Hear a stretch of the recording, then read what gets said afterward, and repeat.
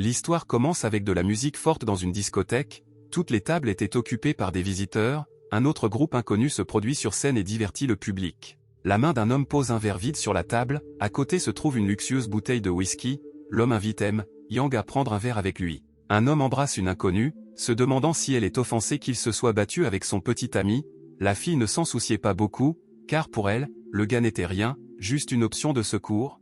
La tête posée sur l'épaule de l'homme, la jeune fille le regarde avec des yeux affectueux, elle pense que le gars est trop loin de Yang. L'homme ajoute en riant que ce n'est pas pour rien qu'il a fait des cadeaux à la jeune fille sous forme de vêtements et de sacs divers, la jeune fille rit en réponse. L'homme serre la fille plus fort dans ses bras, la faisant se serrer étroitement contre Yan, la jeune fille demande au monsieur d'arrêter. L'homme pense que Hanao est pathétique, car il n'avait même pas le droit de toucher la main de la jeune fille. La jeune fille, à travers un rire enjoué, demande à l'homme de se calmer, car elle souffrait. À ce moment, Hanao s'approche de l'établissement et décide d'ouvrir la porte avec son pied, la porte s'ouvre avec un grand rugissement, qui attire l'attention de toutes les personnes présentes. Le gars, se tournant vers l'homme, crie que Yanggua est un animal et qu'il est temps pour lui de mourir. Plusieurs jeunes bloquent Yanggua, l'homme regarde Hanao calmement. À travers son sourire, Yan n'était pas entièrement satisfait de la présence du gars. Le gars était sérieux, avec une expression sérieuse sur le visage, Hanao déclare qu'il est temps pour Yanggua de payer pour toute l'humiliation. L'heure est avancée de 2 heures, l'action se déroule dans un luxueux bâtiment à plusieurs étages. Le bâtiment était un hôtel 5 étoiles appelé Aroma of Night Rose. Hanao traverse l'hôtel, le gars était un étudiant ordinaire de 4e année dans la ville de Qingshui, le gars explique qu'à cause de ses erreurs, il a raté l'opportunité d'étudier dans la meilleure université et a fini par fréquenter un collège ordinaire. Mais Hanao était seulement heureux que sa déesse Zheng Jiajia, que le gars poursuivait tout le temps, soit également entré dans le même collège. Hanao explique que pour gagner les faveurs de la jeune fille, il a fait tout son possible, Hanao s'occupe de toutes les tâches ménagères de la fille et le fait la nuit. Le gars apportait chaque jour à la même heure les petits déjeuners préférés de la fille. Hanao a finalement fait de son mieux pour que la fille fasse attention à lui, le gars était en colère que Zheng ait accepté de faire une promenade avec lui. Lors de la rencontre, le gars était très gêné par une telle proximité, Hanao avait même peur de prendre la main de la fille. Le gars qui serrait la main essayait toujours de prendre la main de la fille. Mais dès que le gars a touché la main de Zheng, la fille a immédiatement exigé que Hanao se contrôle, car elle ne faisait pas partie des filles libres. Le gars était très déprimé que la fille le traite ainsi et le blesse jusqu'au cœur. Hanao continue de travailler dur chaque jour pour économiser pour un cadeau approprié pour Zhang, car le mois prochain, elle fête son anniversaire. Le gars entend une voix de femme dans la pièce voisine demandant à Yang d'arrêter et de ne pas précipiter les choses. Hanao, gêné, décide d'écouter ce qui se passe derrière la porte entrouverte. Supposant que quelqu'un s'amuse, la jeune fille essaie d'arrêter l'homme et lui demande d'arrêter. À travers la fente de la porte, le gars remarque Zhang assis avec un homme, lui demandant de ne pas se précipiter, car il devrait fermer la porte. L'homme traite la fille de salope, ajoutant qu'il aime ce type de fille. Le gars, ne reconnaissant pas le même Zhang chez la fille, continue d'espionner la relation du couple, embarrassé. L'homme commence à toucher la jeune fille et à l'examiner, la fille, sans plus tarder, permet à l'homme de le faire. Hanao continue de surveiller tout ce qui se passe, à un moment donné, il se rend compte que la fille est Zheng. Incapable de simplement regarder ce qui se passe, Hanao frappe à la porte et entre, le gars exige que le couple arrête. L'homme tourne la tête vers Yang avec mécontentement, la jeune fille était émerveillée par la présence de Hanao, elle ne comprenait pas comment il s'était retrouvé ici. Hanao prend la fille par la main et lui demande de l'accompagner. Cela a mis l'homme très en colère, c'est pourquoi il se lève de table et donne un coup de pied à Hanao dans le ventre de toutes ses forces. Le gars vole sur le côté et heurte le mur, le gars a ressenti une douleur intense. Incapable de se tenir debout, le gars tombe face contre terre et s'allonge dans cette position. L'homme s'approche lentement de Hanao et pose son pied sur la joue du gars. Serrant les dents, l'homme était furieux que le type soit entré par effraction dans sa chambre et ait commencé à gâcher sa soirée, il demande si Hanao est fatigué de vivre. Hanao, disant qu'il est le petit ami de Zhang, essaie de se relever. Sortant une cigarette et l'allumant, l'homme demande en riant à la fille à qui appartient réellement Zhang. En lissant ses cheveux, la jeune fille déclare avec un sourire enjoué qu'elle appartiendra pour toujours à Yang. D'après ce qu'il a entendu, Hanao était à la fois étonné et déprimé. L'homme retire son pied du visage de Hanao et s'approche de Zhang, prenant la fille par la taille, Yan l'invitait à boire quelque chose ailleurs. Le gars reste dans la même position jusqu'à ce que la porte se ferme, il n'arrivait toujours pas à croire ce qu'il entendait. Le gars essaie de serrer le poing avec sa main tremblante. Serrant les dents pour ne pas crier, le gars se met à pleurer en silence. Le désespoir du gars s'est lentement transformé en colère, Hanao voulait se venger de ce couple et faire payer à tous les délinquants leur humiliation. Un gars marche dans la rue le soir, il y avait de petits bâtiments Khrouchtchev de tous côtés. Il y avait une grosse échymose sur le visage du gars à cause de la botte de Yan,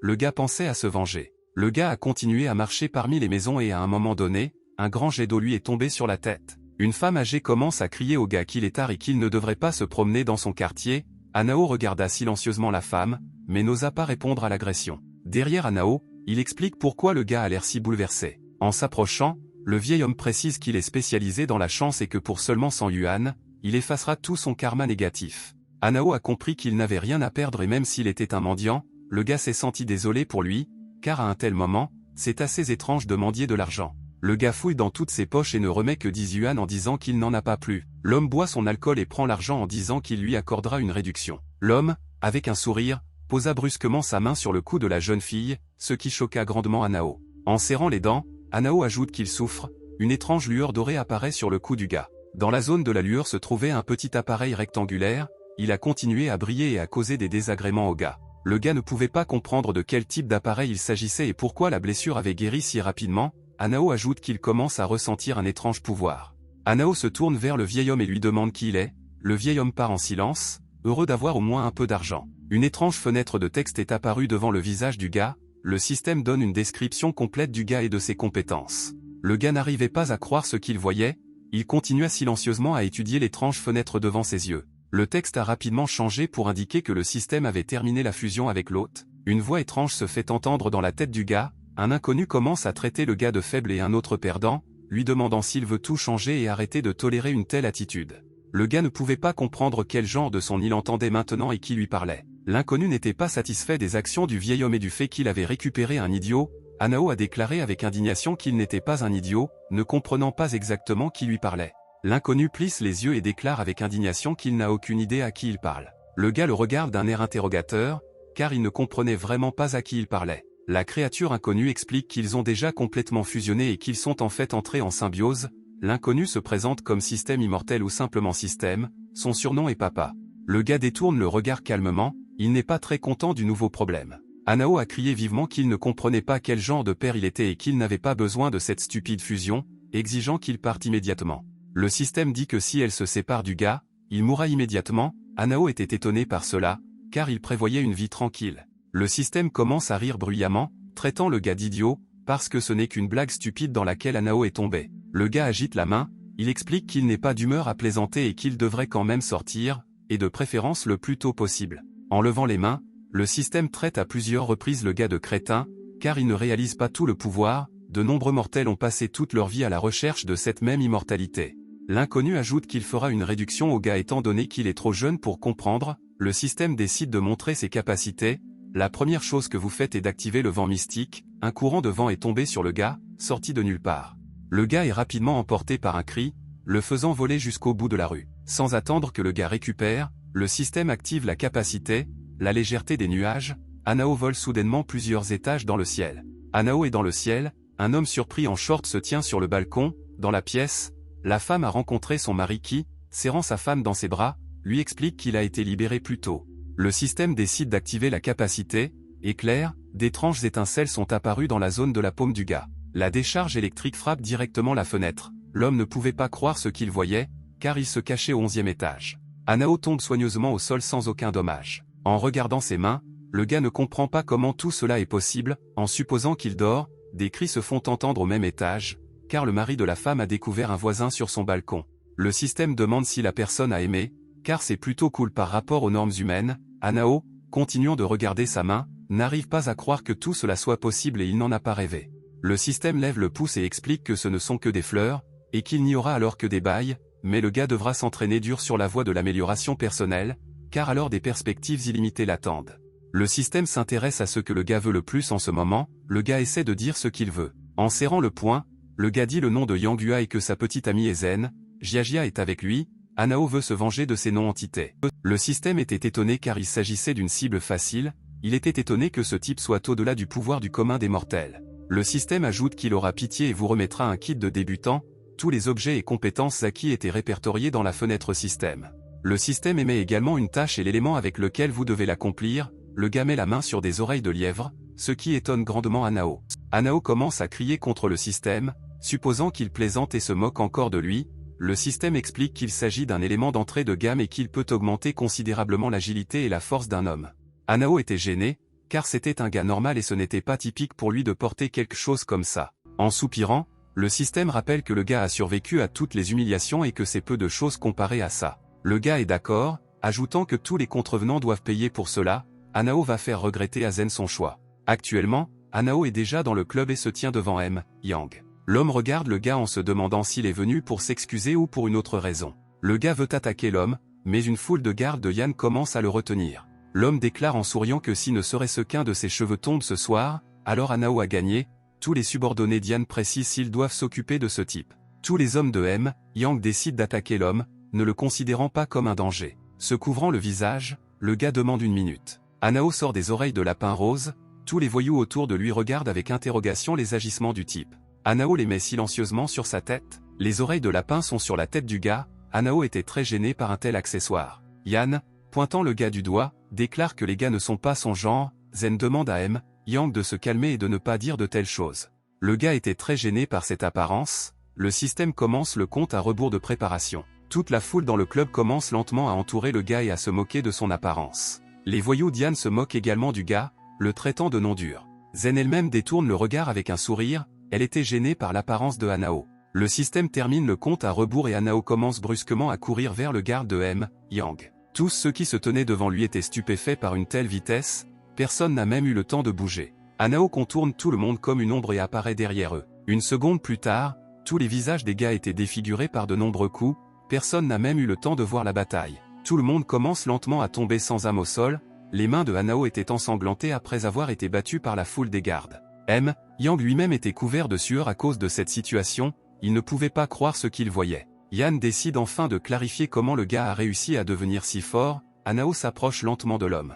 Le gars se balance silencieusement vers l'homme, ne voulant pas engager un dialogue avec le délinquant. Le coup tombe directement sur le nez de l'homme, le laissant gravement défiguré. L'homme se cogne la tête contre le mur, le poing de Hanao était toujours dans la zone de la tête de Yang. Le système vous rappelle que l'effet de l'objet disparaîtra après 30 secondes. Hanao attrape l'homme par le col et ajoute que l'argent ne peut pas résoudre tous ses problèmes. Le gars commence à lui crier que l'argent ne l'aidera pas et qu'il ne pourra plus faire ce qu'il veut. Après cela, le gars commence à battre l'homme avec une série de coups. M. Yang ne peut même pas répondre. Le système indique que l'effet de l'objet a expiré, l'homme était couvert de contusions, le visage entier d'Yan était couvert de nombreuses contusions. Le gars enlève ses oreilles de lapin et exige que l'homme se mette à genoux et commence à l'appeler son papa, car sinon Hanao avait prévu de continuer à le battre. L'homme s'agenouille en tremblant et l'appelle son maître. Yan s'excuse abondamment et lui demande de prendre son argent. Hanao met ses mains dans ses poches et regarde le pitoyable Yang. Le gars s'approche et exige qu'il ne bouge pas, car il prendra tout lui-même. Yan a continué à s'agenouiller et à trembler. Le gars prend le portefeuille de l'homme et déclare que ce sera une compensation pour son traitement. Le gars précise le mot de passe de la carte. Sans relever la tête, l'homme explique qu'il n'y a pas de mot de passe sur la carte et qu'il suffit de la glisser. Le gars tourne son regard vers Zen, voulant la regarder pour la dernière fois. La jeune fille se couvrit de ses mains et regarda Hanao avec peur. Sans plus attendre, le type détourne le regard et se dirige vers la porte. Mettant le portefeuille dans sa poche, Hanao quitte silencieusement l'établissement. Le système informe Hanao que la tâche est terminée et que la récompense sera immédiatement envoyée au porteur. Derrière le gars se trouve un homme en costume, l'inconnu regarde silencieusement Hanao qui s'en va. Après le départ du gars, l'inconnu décide d'appeler pour informer le patron qu'il y a eu un incident dans l'établissement. Un inconnu assis dans le bureau est informé par téléphone qu'il y a eu un incident et qu'un type étrange a pris ce dont il avait besoin. L'homme explique comment cela a pu arriver. L'agent rapporte qu'il ne comprend pas comment cela s'est produit. L'homme à table exige d'envoyer des gens et de le suivre. Sans bruit inutile, l'agent dit qu'il fera tout. À travers un sourire, l'homme déclare qu'il se demande vraiment qui est si courageux qu'il a décidé de croiser son chemin. À ce moment-là, le système vous félicite pour avoir terminé la mission et vous rappelle que le gars a reçu 15 points d'immortalité, et également que Hanao a reçu un très gros cadeau de nouveau venu en récompense. Le gars accepte de le regarder tout de suite. Le système affiche la liste complète des articles reçus du très gros cadeau. Hanao ne comprend pas dans quoi il s'est embarqué. En se tenant le menton, le gars trouve la technique du chaos suffisamment intéressante pour être étudiée. Le système indique que la technique du chaos est une pratique spirituelle et qu'elle sera très utile au gars pour développer des attaques physiques. Le gars décide également de préciser que le système parlait du niveau surhumain. En se curant le nez, le système se rend compte que Hanao ne sait absolument rien et décide de tout expliquer. Le système explique que le monde des immortels comprend un grand nombre de niveaux, qui serviront à son développement. Le système ajoute que chaque niveau est divisé en débutant, intermédiaire et avancé. Le système décide d'en finir avec le fait que Hanao vient de commencer son voyage et est donc au niveau surhumain initial. Hanao déclare qu'il s'en fiche parce qu'il est déjà assez cool. Les mains jointes, le bonhomme précise si d'autres chercheurs d'immortalité ont le même système. le système prétend que seul Anao a un tel papa. L'agent qui surveille le gars ne comprend pas avec qui il communique, Anao crie en pointant son doigt vers le ciel. L'agent décide de sortir la tête et de voir qui le gars a rencontré. Le lendemain arriva, Anao est déjà dans son dortoir. Le gars décide de regarder le portefeuille sélectionné, Anao ne pouvait pas croire ce qu'il avait vu. Le gars sort une grosse liasse d'argent, devinant qu'il y a environ 30 000 yuan dans son portefeuille. Après avoir sorti le pack en entier, le gars remarque également un étrange appareil. Anao prend un objet inconnu dans sa main et commence à l'examiner, le gars ne pouvait pas comprendre ce qu'il voyait maintenant. Dans sa main se trouvait une étrange petite chose dorée. À ce moment, on entendit frapper dans sa chambre, la fille derrière la porte demande si elle peut entrer pour voir le gars. Anao précise si Mojili est devant la porte, la jeune fille a continué à frapper à la porte. Le gars ouvre la porte et sort vers la fille, Anao salue son ami. La fille demande si le gars est prêt, car il est temps pour eux de sortir, Moji elle était bien habillée. Le gars, ayant oublié ses projets, précise où ils envisageaient d'aller. La fille soupire et lui rappelle que c'est son anniversaire et Anao la fait asseoir au restaurant, Moji demande si le gars a oublié. Le gars se tient l'arrière de la tête et détourne le regard, Anao déclare qu'il ne pouvait pas oublier cela et qu'il l'emmènera donc dans un bon établissement. La jeune fille prend Anao par la main et lui propose d'y aller déjà, le gars était gêné que Moji se serre si près de lui. Le gars abandonne et accepte de partir avec la fille, car Anao a toujours promis à Moji. La jeune fille était étonnée que Anao l'ait amenée au restaurant le plus cher de Qingshui. Anao a obtenu l'argent, car pendant tout ce temps, il économisait pour un cadeau de Jiajia, après avoir demandé si le gars était sûr de vouloir rester ici. Anao explique qu'il a rompu avec Jiajia et qu'avec cet argent, il veut inviter son meilleur ami dans un tel restaurant. La jeune fille était gênée par cette déclaration, elle était très heureuse que Anao prenne soin d'elle. La jeune fille était en partie heureuse que Anao ait rompu avec Jiajia. Le gars décide d'ouvrir le menu sur la table, Anao ne comprenait pas du tout ce qui était écrit sur le menu. Anao décide de pointer du doigt ce qu'il souhaite commander, le serveur comprend que le gars commande au hasard, mais il est d'accord avec tout. La jeune fille s'excuse auprès de Anao, car elle doit partir quelques minutes. En se levant de table, la jeune fille frôle un homme qui passe et renverse son verre. Les vêtements de l'homme étaient trempés de vin, l'inconnu commence à crier après Moji, l'accusant que la jeune fille ne regarde pas ses pieds et vole dans les nuages. La jeune fille, confuse, commence à s'excuser auprès de l'homme, l'homme commence à trembler de colère et déclare que la jeune fille ne sait même pas combien coûte ce costume. L'homme regarde la fille avec embarras et la traite de beauté, l'inconnu était déjà ivre. L'homme se rapproche de la fille et demande à Moji de l'accompagner. Anao, ne voulant pas continuer à regarder ce cirque, prend l'homme par la main. Anao demande à l'homme de se calmer, car ils paieront pour les dommages causés aux vêtements, mais l'homme ne devrait pas lâcher les mains sur sa petite amie. L'homme traite Anao de chevalier en armure blanche, il explique que son costume coûte 100 000 yuan. Anao accuse l'homme de mentir, car les paillassons ne peuvent pas coûter autant d'argent. L'homme au sourire déclare que tout est clair pour lui, car le gars est un mendiant, l'homme ajoute qu'il n'est pas nécessaire de le payer, car il prendra sa petite amie en compensation. Avec un ricanement, Anao précise si l'homme a encore besoin d'une compensation. Le gars sort 20 yuan et propose d'aller à la laverie, ajoutant que si ce n'est pas suffisant, il paiera un supplément. Un homme jette un verre en déclarant que le gars franchit toutes les frontières lorsqu'il lui parle comme ça. L'homme saisit soudain la main de la jeune fille et l'entraîne. L'homme, tenant la jeune fille par la main, déclare qu'il ne se laissera pas insulter en public. Anao crie à l'homme de laisser partir la fille, sinon ils parleront différemment. Des hommes en costume se lèvent des tables voisines. L'homme déclare que le premier qui tuera le gars aura la fille pour ce soir. Tous ceux qui veulent se tenir derrière le dos de l'homme et commencer à plier les poings, l'homme regarde Anao avec un sourire. Anao était d'accord avec ça, il voulait donner une leçon à tous les gars avec son nouveau pouvoir. Le gars se tourne vers le système en disant qu'il ne peut pas s'en passer. Avec un sourire, le système félicite le gars pour avoir activé la mission secrète. La tâche dit que le gars ne devrait pas attaquer avec ses capacités pendant les 3 prochaines heures. Le gars était étonné par cette déclaration, compte tenu de la situation dans laquelle il se trouvait actuellement. La foule entière s'est approchée lentement du gars, Anao les regarda avec confusion. L'homme a continué à tenir la fille dans ses bras, exigeant que tout le monde prenne le gars et le lui amène. Anao n'arrivait pas à croire ce qu'il entendait, le système se demande si le gars est content de l'activation aléatoire d'une mission secrète. Le système soupire encore une fois et comprend qu'il doit agir, le système active l'amour paternel d'acier. Le système ajoute que bien qu'il ne puisse pas violer les règles de la mission, il a néanmoins pu lancer sur Anao, un buff qui augmente la force 100 fois.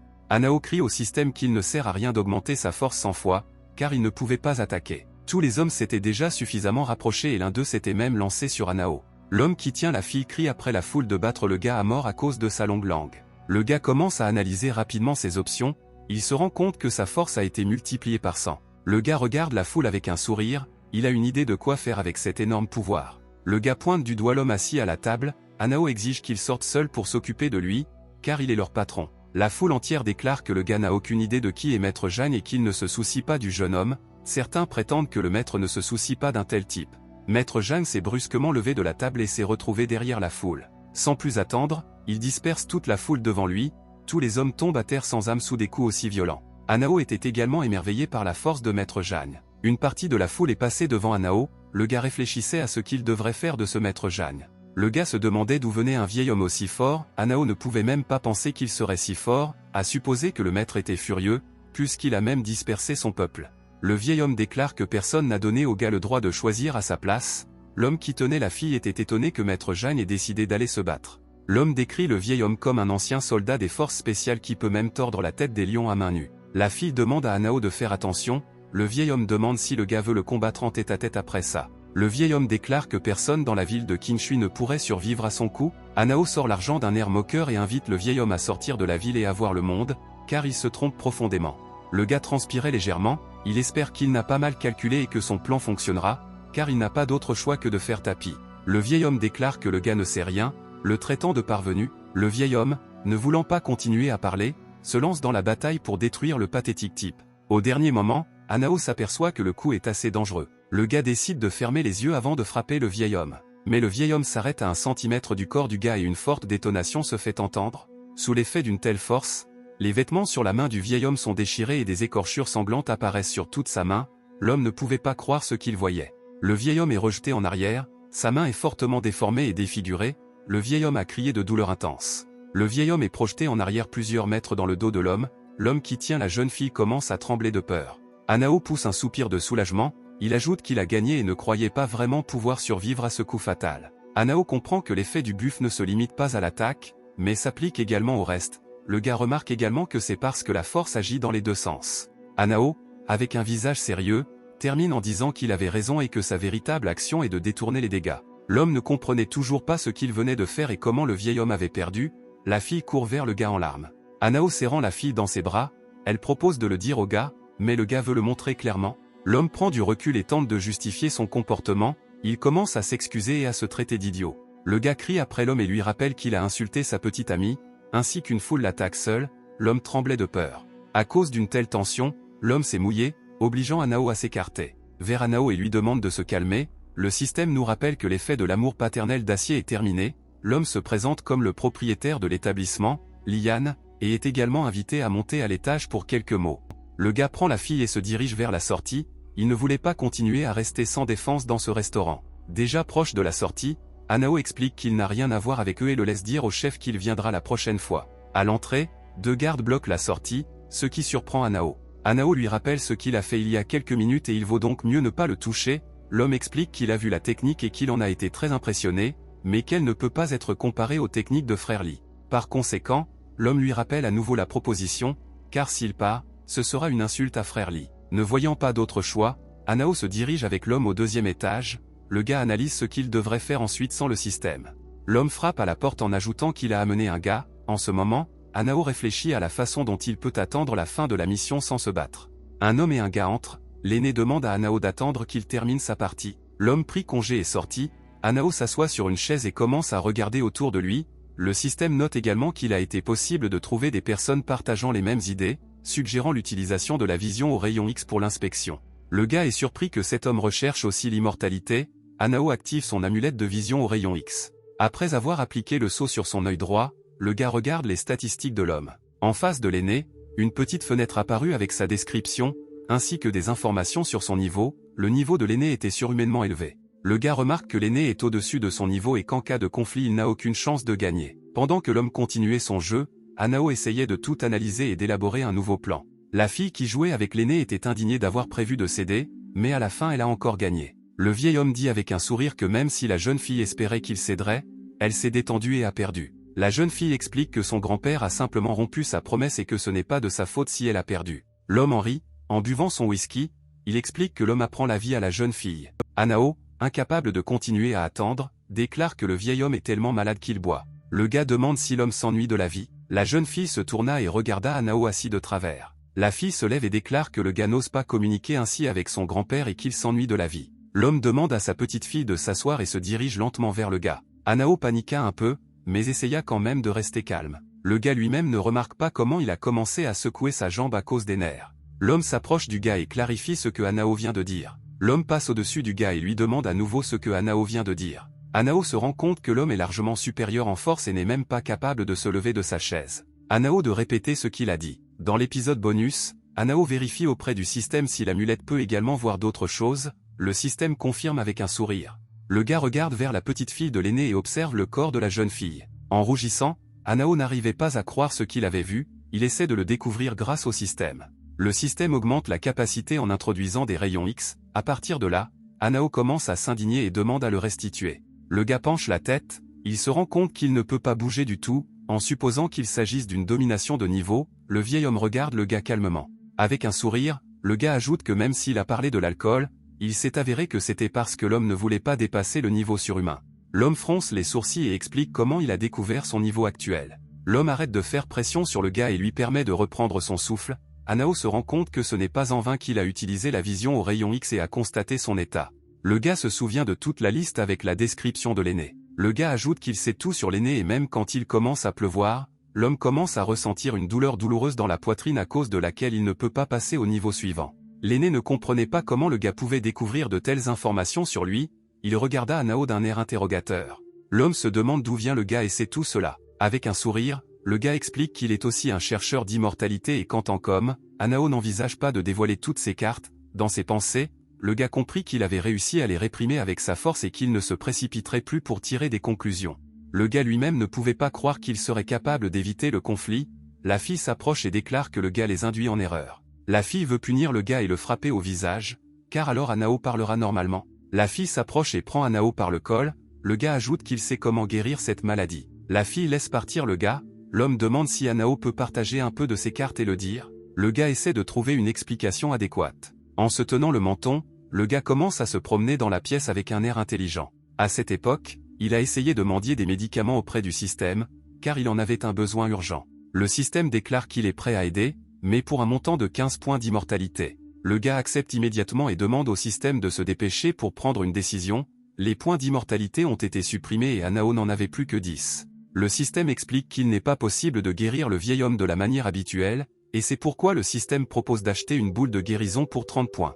Le Cure Wound Ball peut guérir la plupart des maladies courantes, mais il manque encore à Hanao 20 points immortels. Avec un sourire narquois, Hanao déclare qu'il a une méthode qu'il peut utiliser pour guérir l'homme, mais que ce sera difficile. Hanao explique que pour guérir, ils auront besoin d'une boule de guérison. Le système remarque que le gars apprend vite. La fille était inspirée, elle se demandait où le gars comptait prendre le ballon. Le gars demande à la fille de se calmer, car lui seul peut obtenir les médicaments et cela prendra 3 jours. L'homme est d'accord en riant, ajoutant que si leur nouvel ami l'aide, ce sera une grande pitié de sa part. L'homme pose sa main sur l'épaule du gars et lui propose de marcher avec lui et de résoudre certains problèmes. En marchant dans le couloir, l'aîné ajoute qu'il compte remercier le gars pour son aide. Hanao essaie de clarifier où ils vont exactement. L'aîné s'assoit sur une chaise vide et explique qu'il est venu résoudre un problème survenu récemment. L'homme en short qui se tient devant lui essaie de dire quelque chose, mais il est trop inquiet. L'aîné, prenant une tasse de thé, demande à l'homme de s'asseoir le premier. L'homme essaie de s'asseoir à côté de l'aîné, mais à ce moment Hanao précise qui lui a permis de s'asseoir. Pointant l'homme du doigt, il explique qu'on lui a dit de s'asseoir. Après quoi il s'assoit silencieusement à côté de l'aîné. La fille regarde silencieusement le gars et ses actions. L'homme tente à nouveau de s'asseoir sur la chaise, s'adressant à son maître. Tout en versant une autre tasse de thé, l'aîné ordonne à l'homme de se lever. Effrayé, l'homme se lève de sa chaise et se place devant l'aîné. L'aîné explique qu'il a compris le conflit entre Hanao et l'homme et a décidé de proposer. Un homme donne sa villa du quartier de Yuanshui à un homme, et au nom du respect, il ne tentera pas de se venger de cet homme. L'homme a été étonné de cette proposition, il essaie de lui rappeler qu'il s'agit d'une villa entière. L'aîné se lève et regarde l'homme, il attend une raison pour laquelle cette offre devrait être rejetée. L'homme accepte avec crainte, après quoi il détourne le regard. En sortant avec Motz, la jeune fille précise ce que l'homme attendait exactement de lui. Le gars explique que tout va bien et montre également les clés de la toute nouvelle villa. La jeune fille n'a pas immédiatement cru à la véracité des clés, mais le gars l'a convaincu qu'il s'agissait bien des clés de la villa. La fille remercie le gars de l'avoir sauvée. En ce moment, une fille se tient sur le balcon avec un aîné. La jeune fille se demande si son grand-père a peur que le gars ait menti et essaie de se cacher. L'homme explique que tant que le gars sera à Qingshui, il ne pourra pas se cacher des yeux de sa famille. Hanao rentre chez lui et monte les escaliers avec lassitude. Le système annonce l'achèvement de la tâche et l'attribution d'une récompense. Le gars ouvre un magasin et se rend compte qu'il ne lui reste plus que 10 points pour acheter une cicatrice pour panser ses blessures. le système remarque que le gars comprendra bientôt à quel point il est difficile d'obtenir des points d'immortalité. Le gars ajoute que cela ne lui importe plus maintenant, car il est très fatigué aujourd'hui. En bâillant, le gars ouvre la porte, Hanao veut juste se coucher pour le moment. Le gars a été étonné de ce qu'il a vu, car il avait verrouillé la porte de l'extérieur. Tout dans la pièce était éparpillé et vidé, Hanao suppose que des voleurs sont entrés par effraction dans sa chambre. La poche du pantalon de Hanao. C'était Moji, le gars ne comprenait pas très bien ce qui s'était passé et pourquoi la fille appelait. La jeune fille explique que sa chambre a été cambriolée et que tout a été bouleversé. Moji était déprimé et ne savait pas quoi faire, le gars a été étonné par cela. Le gars trouve ça étrange, car ça ne peut pas être une coïncidence. Le gars demande à la fille de ne pas être nerveuse, le système explique qu'il n'est pas clairvoyant et suppose que quelqu'un s'intéresse à Hanao. Le gars demande à l'attendre, car il court déjà vers son appartement, le système ajoute qu'il pourrait s'agir d'un chercheur d'immortalité et que ces personnes peuvent revenir à tout moment. Le gars ferme la porte derrière lui et se dirige vers Moji. Le lendemain, Hanao était déjà dans sa villa du quartier de Yuanshui. Les chambres et autres pièces étaient luxueusement décorées, sans aucune économie. Moji demande à Hanao de se réveiller car elle lui a préparé le petit déjeuner. À peine réveillé, le gars se lève à peine, continuant de bâiller. En sortant de sa chambre, le gars salue la jeune fille et lui demande comment elle a dormi dans la villa. La jeune fille, debout devant la porte du gars, explique qu'elle ne s'est pas encore remise de l'incident d'hier. De plus, la jeune fille ne comprend pas si elle peut rester dans cette maison, car ce n'est pas tout à fait exact. Hanao clarifie exactement ce que la jeune fille considère comme erroné, car c'est sa villa et elle peut vivre en paix dans cette maison. Le gars a essayé d'analyser l'incident d'hier, car rien ne leur a été volé, mais la peur qu'ils reviennent demeure. Hanao pense que Moji ne devrait pas être laissé seul, car c'est trop dangereux. Le gars demande pourquoi la fille le regarde constamment, cela lui semble étrange. La jeune fille détourne le regard et nie. La jeune fille leur rappelle également qu'ils vont se retrouver. Se tenant l'arrière de la tête, le gars demande si Mots ira à la réunion, car lui-même ne voulait pas y aller. La jeune fille déclare avec enthousiasme qu'elle ira bien sûr, car elle était la préfète en chef et que c'est son devoir de venir. Hanao ajoute qu'il l'accompagnera ensuite, car dans un avenir proche, la fille devrait être à côté de lui pour que rien ne se passe. La fille détourne le regard avec embarras, car Hanao a beaucoup changé. Le lendemain, Hanao et Moji sont allés au Color Karaoke Bar, où devait avoir lieu la réunion des anciens élèves. Le camarade de classe de Hanao a décidé d'interpréter une chanson. La jeune fille a fredonné une chanson tandis que les autres applaudissaient et s'amusaient pendant la réunion. Tout le monde demande à Hanao de chanter la chanson du feu vert, le gars n'était pas très content de ça, Moji rit maladroitement par derrière. Les deux gars commencent à discuter de la relation entre Zeng et Hanao, un gars dit que la fille a l'air plutôt modeste. Shikui ajoute que les gars sont trop aveugles, car elle trompe avec ses charmes, et Hanao lui-même est responsable de ne pas suivre. Le gars rappelle que Shi elle-même a couru après Hanao au lycée. La fille, se tenant la tête, explique qu'elle a avoué au gars, mais qu'elle n'a pas reçu de sentiments mutuels. Le gars propose d'aider la fille à se venger de Hanao pour une telle insulte. Pendant la fête, Hanao s'est assis en silence sur le canapé et a lu quelque chose sur son téléphone, il n'était pas intéressé par ce qui se passait. Un de ses anciens camarades de classe décide de venir découvrir pourquoi il est assis seul et loin de tout le monde. Le gars demande à Hanao de se lever et d'aller partager son expérience de vie. Hanao, sans lever les yeux du téléphone, demande de quelle expérience de vie le gars parle. Le gars demande moqueusement à Hanao de lui raconter comment Zen l'a cocu. Après tout, d'autres sont très intéressés à entendre cela, afin de ne pas marcher sur un râteau similaire. Le gars rappelle que la fille a été battue par un vieil homme riche et que de nombreux camarades de classe de Hanao ont commencé à se moquer de lui. Hanao était très furieux, il se lève et exige que le gars arrête. Le gars rappelle qu'ils sont ensemble depuis longtemps et se connaissent mieux que quiconque et donc rien ne les empêche de partager ce qui s'est exactement passé. Le gars regarde attentivement Hanao, remarquant dans ses pensées qu'il avait un désir de vengeance depuis longtemps et qu'il allait finalement le détruire ce soir. Le gars continue de se moquer, ajoutant que Hanao a peu d'argent et qu'il propose donc un poste vacant dans son entreprise de nettoyeur, avec un salaire de 3000 yuan par mois.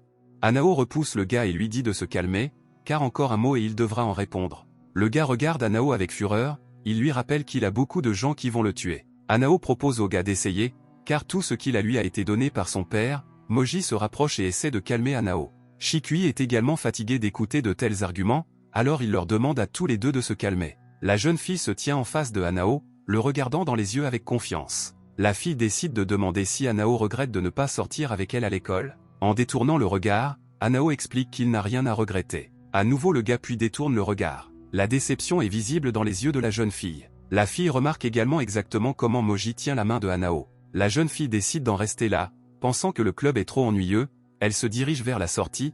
Le gars ne comprend pas pourquoi Shikui part si vite. Le gars court après Shikui, essayant toujours de savoir où elle va. La jeune fille, perdue dans ses pensées, n'a pas vu l'homme qui passait, c'est pourquoi elle le heurte. La fille commence à accuser le gars de ne pas regarder ses pieds. Ne voulant pas continuer à écouter l'indignation de la jeune fille, l'inconnu la prend à la gorge et s'élève au-dessus du sol. L'inconnu exige que la jeune fille répète ce qu'elle vient de lui dire, le gars essaie d'arrêter l'inconnu et lui dit de le laisser partir. En ce moment, Anao est assis sans souci dans le club, un appel arrive sur son téléphone, le gars ne comprend pas quel numéro inconnu l'appelle. Anao décide de s'asseoir et d'essayer d'entendre quel genre d'inconnu l'appelle. Anao explique que c'est difficile à entendre, car là où il se trouve, c'est trop bruyant. L'aîné explique qu'il a appelé et rappelle que 3 jours se sont déjà écoulés et qu'ils doivent respecter leur accord. Anao était confus, car il avait complètement oublié la promesse. Le gars essaie d'expliquer qu'il a presque tout fait et que l'aîné ne devrait pas s'inquiéter. À ce moment, le camarade de classe de Anao entre dans le club avec une grande force. Le type tombe à terre, son visage est roué de coups. L'inconnu vient lentement derrière lui avec Shikui.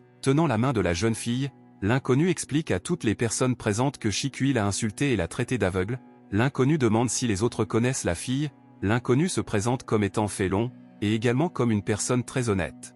L'homme demande lequel d'entre eux est aveugle, lui ou la fille, le visage de Fei était gravement défiguré et ses yeux étaient petits. La musique jouait dans la salle, tout le monde dans le club se tut soudain, personne ne voulait avoir d'ennui. Le visage du gars s'est effondré et il ne savait pas quoi dire, tout le monde préférait simplement garder le silence. Fei, tenant toujours la fille dans ses bras, déclare que tous ses amis étaient d'accord avec lui sur le fait que Shikui a tort. En ce moment, Anao se tient à l'autre bout du couloir, parlant fort au téléphone, l'aîné rapporte qu'il est arrivé et qu'il se trouve en bas du club. L'aîné raccroche, Anao ne savait pas du tout quoi faire de cette situation. À ce moment, Fei décide de poser une question à Anao. L'homme demande si Anao a des objections à sa question. Anao attire l'attention sur l'homme, le qualifiant de très effrayant. En prenant du recul, Anao continue de qualifier l'homme de monstre marin. Fei était furieux, parce que son petit ami l'avait maintenant insulté, il a commencé à serrer fermement Shikui dans ses mains. Anao observe qu'un inconnu tient sa petite amie en otage, ce qui ne lui convenait pas. L'homme était en colère parce que tout le monde l'avait insulté dès son plus jeune âge. L'homme jette Shikui de côté et précise à nouveau qui le gars a appelé le monstre maintenant. À Anao de toutes ses forces. Anao recule calmement, faisant tout simplement rater le coup de l'homme. Tous les gens présents dans la salle étaient étonnés par les actions de Anao. Le type semblait avoir disparu, et le coup de l'homme frappa simplement l'air. Fei lui-même ne comprenait pas ce qui venait de se passer, il s'inquiétait de savoir où le garçon était allé. Tout en se tenant au-dessus de la tête de Fei, Anao continue de parler à l'homme et de lui expliquer ce qui l'inquiète exactement. Le gars demande que lorsque Fei ouvre la bouche, il ouvre aussi les yeux, Anao pose son pied droit sur le visage de Fei de toutes ses forces. L'homme était étonné qu'un garçon lui ait donné un coup de pied au visage. Anao décide de terminer son discours en disant qu'il pense toujours que Fei fait peur. L'homme était déprimé par de telles paroles, car cela l'inquiétait beaucoup. Le système remarque que Anao a actuellement suffisamment de force pour faire face à une personne ordinaire. Tous les camarades de classe du gars avaient toujours peur de Fei. Shikui était émerveillé par une telle force, car Anao avait réussi à la protéger pendant que tout le monde regardait en silence. Le système envoie une notification concernant une nouvelle réalisation, donnez un coup de main pour lequel vous recevez une récompense de 10 points d'immortalité. À ce moment, l'aîné entre également dans le club, il remarque l'excellent kung-fu du gars. L'aîné continue de faire l'éloge de Anao et qualifie également le gars de capable. Anao tend une petite boîte à Frère Lee et déclare qu'il s'agit du médicament lui-même, à savoir la balle cicatrisante. Le gars explique que si un homme a des doutes, Anao peut le reprendre et tout revérifier. Elder Lee prend la boîte et en sort une balle, l'homme estime que ce n'est pas nécessaire, car c'est par générosité que le gars a décidé de l'aider. L'homme met la boule de cicatrisation dans sa bouche. Elder Lee avale lentement le ballon, attendant un effet. L'énergie de la pierre commence à circuler dans les veines de l'homme. L'énergie rouge commence à scintiller autour de l'aîné, l'homme explique qu'il lui a manqué depuis longtemps une sensation aussi agréable, un élan d'énergie. L'homme pose sa main sur l'épaule du gars, le qualifiant d'honnête, alors Frère Lee lui demande de l'appeler en cas de problème. À ce stade, Fei essaie de se relever, tenant son visage, l'homme ne pouvait pas demander ces mots à Anao. L'homme tombe sur ses pieds et court vers Anao, en criant que son patron ne lui pardonnera pas de l'avoir insulté. Elder Lee se tient devant le gars, il n'était pas content qu'un monstre menace Anao. Les larmes aux yeux, l'homme exige qu'on arrête de le traiter de monstre. L'homme ne voulait pas le quitter si facilement, Fei ne pouvait pas supporter une insulte aussi grave. L'homme déclare qu'il n'est pas félon s'il ne bat pas tous les délinquants ce soir-là. Elder Lee regarde le voyou avec un regard impassible. Fei donne son coup de poing caractéristique, mais Elder Lee parvient à l'arrêter avec un seul doigt. La main de l'homme reposait sur son doigt et était incapable de maîtriser une technique aussi puissante. Fei commença à transpirer, il ne comprenait pas ce qu'il devait faire ensuite, car le vieil homme s'avérait être plusieurs fois plus fort que lui. Le chef Lee lui demande de dire au patron Wu que s'il décide de mettre le doigt sur Anao, il devra faire face à Li Tianao. Le chef Lee regarde l'homme avec colère, un seul mot a été lu dans ses yeux, partez. Fei avait très peur de Frère Lee et décide donc immédiatement de s'enfuir. Avec un sourire, Frère Lee dit au revoir à Hanao, ne voulant pas le déranger, Hanao dit au revoir à son nouvel ami. Hanao note que la boule de guérison a fonctionné rapidement et qu'il devrait en utiliser une lui-même, le système nous rappelle qu'il en a déjà parlé. L'un des camarades de classe de Hanao pose sa main sur l'épaule du gars. Le gars battu demande pardon pour la portée d'aujourd'hui et à partir d'aujourd'hui et pour toujours, il décide d'appeler Hanao son frère. Le gars ajoute également qu'il offre une carte VIP au salon de spa géré par sa famille. Hanao note dans ses pensées que c'est ainsi qu'on appelle changer de chaussures en vol. Le gars ajoute également que si Hanao décide d'inviter quelqu'un à dîner, alors il devrait y aller. Shikui s'approche lentement de Hanao et décide sans plus attendre de l'embrasser. Le gars avec des bleus sur le visage était étonné que la fille puisse embrasser Hanao si facilement. Toutes les personnes présentes n'étaient pas moins surprises par cette tournure des événements. L'un des camarades de classe du gars explique pourquoi ils sont si pressés et font tout dans le club. Moji ne pouvait pas croire ce qu'elle voyait, elle était simplement dans la stupeur. Hanao saute en arrière contre le mur, clarifiant ce que la fille essaie maintenant de lui faire. Un Shikui rougissant déclare que désormais Hanao est son mari et qu'elle n'abandonnera pas si facilement. La jeune fille se retourne et se dirige vers la sortie. Le système décide d'ajouter que l'âme du gars est trop pécheresse, ajoutant également que la plus grande attraction restera la force et la puissance. Hanao ne pouvait pas s'éloigner du baiser de la fille. Le gars déclare qu'il ne s'intéresse plus à grand chose maintenant, surtout au développement personnel. Hanao dit à Moji qu'il est déjà assez tard pour qu'il parte. La jeune fille hoche la tête d'un air approbateur, mais des pensées différentes lui traversaient l'esprit. À ce moment, l'inconnu dans son bureau apprend que l'homme du patron Wu a été grandement offensé. L'homme estime qu'il n'aura pas à se salir les mains. L'homme sourit à ce qu'il a entendu, disant que tous les agents devraient continuer à observer et à découvrir toutes les informations. Le lendemain, Hanao était dans sa villa, au téléphone, le gars découvre que quelqu'un était déjà à l'aéroport. Sans explication, le gars se dirige vers la sortie, la jeune fille essaie de savoir auprès de Hanao qui est exactement arrivé. Le gars explique que l'ami de sa mère est arrivé et qu'il sera donc occupé toute la journée. La fille essaie de dire quelque chose au gars, mais il ferme la porte en silence et part pour affaire. La jeune fille se souvient qu'elle doit encore aller travailler, mais elle ne pouvait pas le faire, car elle avait promis à Hanao qu'elle ne sortirait qu'avec lui. Hanao arrive à l'aéroport de Kinshui pour récupérer la femme. Le gars traverse l'aéroport, à ce moment-là, une voix familière commence à l'appeler. La femme a salué le gars, car il ne s'était pas vu depuis longtemps, à côté de la femme se tenait une fille nommée Wang Sikin. La femme explique qu'elle a également décidé d'emmener Sikin en voyage. Le gars explique que la femme est une bonne amie de sa mère et qu'il les aidera donc certainement de toutes les manières possibles. Hanao tend la main et propose d'aider la jeune fille avec ses bagages. La fille demande de ne pas l'aider, car le gars a l'air trop rustique et cela pourrait ruiner son image aux yeux des autres. À ce moment, la femme prend la jeune fille par la main et la prend à part. La femme demande d'arrêter de parler à des gens comme ça, car ils sont venus spécifiquement pour voir Hanao. La fille explique qu'elle n'aime pas ce gars et qu'elle n'a pas besoin de prétendants, surtout de mendiants comme Hanao. La femme explique en souriant que la fille a du caractère et qu'il ne faut pas tout prendre à cœur. Le gars était confus après avoir entendu ce qu'il avait entendu, surtout que la femme l'appelait un personnage. Le gars explique que sa tante pourra rester avec lui quelques jours et que le soir il a réservé une table dans un restaurant où ils pourront dîner. La jeune fille précise avec moquerie de quel genre de maison il parle, car ils devront dormir sur le canapé, et comme ils ont trop de choses, ils doivent encore réserver une chambre d'hôtel. La femme demande à plusieurs reprises à la jeune fille de se calmer et d'arrêter d'être aussi sarcastique. La jeune fille tourne la tête par la fenêtre. Le gars, communiquant avec le système, explique que sa mère essaie d'épouser la fille de sa tante depuis longtemps et que maintenant ils ont finalement décidé de venir, ce qui ne rend pas Hanao très heureux. Hanao souligne que même si Sikin ne l'aime pas, il n'y perdra pas grand-chose. Le système lance une nouvelle mission secrète dans le but de faire tomber Wang Sikin amoureux de lui. Le gars ne pouvait pas comprendre pourquoi le système avait lancé une tâche aussi idiote. Le système répond brièvement qu'il n'y a aucune option. Le système demande de ne pas s'inquiéter, car il comprendra quand la tâche sera terminée. Le système parle du système de sympathie, que seul Hanao peut voir. Lorsque le cœur atteint 100 points, la mission est considérée comme terminée. En arrivant à la maison, le gars explique qu'ils sont arrivés chez lui. Une femme et une fille sortent devant le manoir et l'examinent attentivement. La femme était étonnée que l'homme ait acquis une maison aussi chère l'année dernière. Hanao confirme que c'est sa maison. La jeune fille, malgré sa mère, ajoute que cette maison est tombée du ciel. La fille croyait que le gars louait cette maison. Hanao remarque que les points de sympathie lui sont retirés même lorsqu'il ne fait rien. Le gars vous invite à l'intérieur de la maison, il vous demande d'attendre pendant qu'il verse de l'eau. La femme décide d'inspecter la maison de l'intérieur. Le gars apporte 2 verres d'eau propre. La femme demande au gars de s'asseoir à côté de lui, ce qui a beaucoup surpris le gars. S'asseoir au milieu entre une femme et sa fille enlève 5 points de sympathie supplémentaires à Sikin. La femme fait semblant de se souvenir de l'objet oublié dans sa valise, après quoi elle sort lentement de la pièce. La femme fait un clin d'œil et demande au couple de s'asseoir et de parler pendant son absence. La femme sourit et quitte la pièce. Sikin était toujours mécontent de la présence de Hanao. Le gars était gêné et ne savait pas quoi dire à la fille. Sikain n'avait pas l'intention d'entamer une conversation avec le gars. Les points de sympathie au-dessus de la tête de la jeune fille commencent rapidement à disparaître. Le gars ne comprend pas quoi faire, le système lui-même taquine déjà le gars pour sa stupidité. Le gars baisse les yeux et commence à y réfléchir. Anao décide de faire bonne impression sur la fille. Le gars se tourne vers la fille et commence à sourire sans aucun mot. La jeune fille se sentait dégoûtée d'être à côté de Anao, à qui les points de sympathie continuaient à être retirés. Dans ses pensées, Sikain était très en colère contre le comportement du gars, traitant Anao de pervers pour avoir regardé son corps. Anao se tenait la tête désespérée, car ses points de sympathie diminuaient encore plus rapidement. Le gars a saisi son visage pour se souvenir d'au moins une vidéo utile sur une camionnette, car il devait sauver sa situation et terminer la tâche. Le gars ouvre grand les yeux, il se souvient de ce qui aurait dû le sauver en communiquant avec la fille. Le gars décide de contacter la fille et de découvrir ce qu'elle aime le plus, les chats ou les chiens. Au-dessus de la tête de Sikain se trouvait une marque de moins 50 points de sympathie.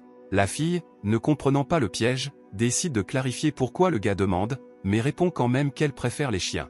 Le gars a ri et aboyé plusieurs fois en réponse, en attente d'une réaction positive. Un étrange silence régnait dans la pièce, la fille a continué à simplement regarder le gars, la situation de Anao était dans un triste état. La fille traite le gars de dégoûtant avec un sourire, les points de sympathie sont tombés à leur valeur négative maximale. Le gars était couvert de glace à cause de ça, Anao ne savait pas comment surprendre la fille. La jeune fille ne peut plus être près de Anao et décide de partir, le système ajoute que ce comportement est trop risqué et ne doit pas être répété à la maison. Le gars ne comprenait pas pourquoi dans la vidéo tous ces tacles fonctionnaient, le système pense que ce serait bizarre si cela fonctionnait réellement. Le gars décide d'appeler parce qu'il a compris qu'il ne pouvait pas faire face seul à cela. Anao appelle M, Lee et lui demande une petite faveur. Le gars se lève du canapé et demande à sa tante et à Sikain d'aller au restaurant avec lui. Le gars ajoute en souriant que leur voiture est déjà garée devant la maison. La femme était heureuse que Anao ait appelé un taxi à l'avance. Le gars montre la sortie et pense qu'il ne peut pas tourmenter éternellement sa tante en conduisant un taxi. À l'entrée de la villa se trouvait une luxueuse limousine parmi de nombreux pétales de rose. Un homme debout près de la limousine invite Anao, car le vin a déjà été versé dans les verres et il devrait y aller. La femme était émerveillée par un cadeau aussi inhabituel, Sikain était également très émerveillé. Dans ses pensées, la jeune fille remarqua que Anao essayait de la surprendre et cela la choqua. Après tout, 50 points de sympathie ont été ajoutés au-dessus de la tête de la jeune fille. L'homme explique que le vin est un vin de collection de 2002, produit en France dans la région viticole de Bourgogne. Assis dans une limousine, le gars remarque que le goût est doux avec un arrière-goût long. Anao invite tout le monde à apprécier une boisson aussi exquise. La femme était étonnée que Anao connaisse les vins, Anao était gêné par cela et expliqua qu'il en savait très peu. La jeune fille continuait de croire que Anao faisait semblant et il prévoyait d'attendre que tout cela soit fini. 20 points de sympathie supplémentaires ont été ajoutés au-dessus de la tête de Sikain. Le gars comprend que la fille dit une chose, mais pense complètement différemment. Anao était heureux de se souvenir de cette phrase du sommelier. La limousine s'arrête dans l'enceinte du restaurant de Frère Lee. La femme demande si c'est trop cher, mais Anao explique qu'il ne devrait pas s'inquiéter. La sympathie de la jeune fille augmente encore de 20 points. La jeune fille était étonnée de voir à quel point le restaurant semblait luxueux. L'attention de Sikain était distraite par autre chose. Un petit chiot marchait devant la voiture, il était si faible qu'il avait du mal à bouger. En sortant à l'entrée, le gars invite les filles à l'accompagner. Il y avait un serveur à l'entrée. L'homme debout à l'entrée demande à Anao de montrer sa carte de membre. Anao a compris que Zhao Yang lui avait déjà donné cette carte, et sans elle, il ne serait pas venu dans ce restaurant. Le gars se rend compte qu'il a oublié cette carte et se trouve désormais dans une situation déplorable. La jeune fille ajoute, moqueuse, que le gars n'a pas cette carte et qu'il ne devrait pas la montrer. Anao commence à communiquer gentiment et explique qu'il a oublié sa carte et demande de les laisser passer pendant que le chauffeur va prendre la carte. L'homme à l'entrée explique que sans carte, l'entrée dans le restaurant est interdite, sans exception. Le gars propose d'acheter cette carte tout de suite, mais l'homme était catégorique. Il explique que les cartes sont faites sur invitation uniquement et qu'il n'y a pas d'autre moyen pour entrer dans le restaurant. Le gars exige que l'homme appelle son patron pour enquêter sur cette situation. L'homme exige que le gars parte, car il ressemble à un mendiant et quelqu'un comme lui n'a pas sa place dans un restaurant. La femme essaie d'arrêter le gars et de lui expliquer que ce n'est pas un problème pour eux de dîner ailleurs. Anao explique qu'il ne s'arrêtera pas si facilement. L'homme demande avec colère s'il va être tapageur. L'homme commence à menacer d'appeler la sécurité. 2 gardes en costume noir apparaissent derrière l'homme. Le gars couvre la femme et Sikain, à partir de laquelle la sympathie de la fille commence à monter à plus 15 points. L'homme ordonne aux gardes de l'expulser du restaurant. Un chien épuisé est assis à l'entrée du restaurant. Quand un homme voit un chien, il le traite de bâtard revenu. L'homme décide de donner un coup de pied au chien pour l'éloigner du restaurant. La jeune fille en fut effrayée, car le chien aurait pu subir un tel coup. Anao réalisa avec un sourire comment toute leur confrontation se terminerait. Sans un autre mot, Anao balance sa jambe vers l'homme. Le gars parvient à arrêter l'homme avec son pied et le coup atterrit sur la jambe de Hanao. Avec un sourire narquois, Hanao déclare qu'un homme devrait être plus miséricordieux envers de tels chiens. La jeune fille fut très étonnée, c'est pourquoi sa sympathie commença rapidement à atteindre 81 points. Sans aucun effort, Hanao disperse les gardes et l'homme, tous les assaillants se sont dispersés sur les côtés. Hanao regarde calmement les menteurs, la jeune fille était émerveillée par la noblesse du gars. À ce moment-là, le camarade de classe de Hanao sort et demande à savoir qui a causé tout ce désordre.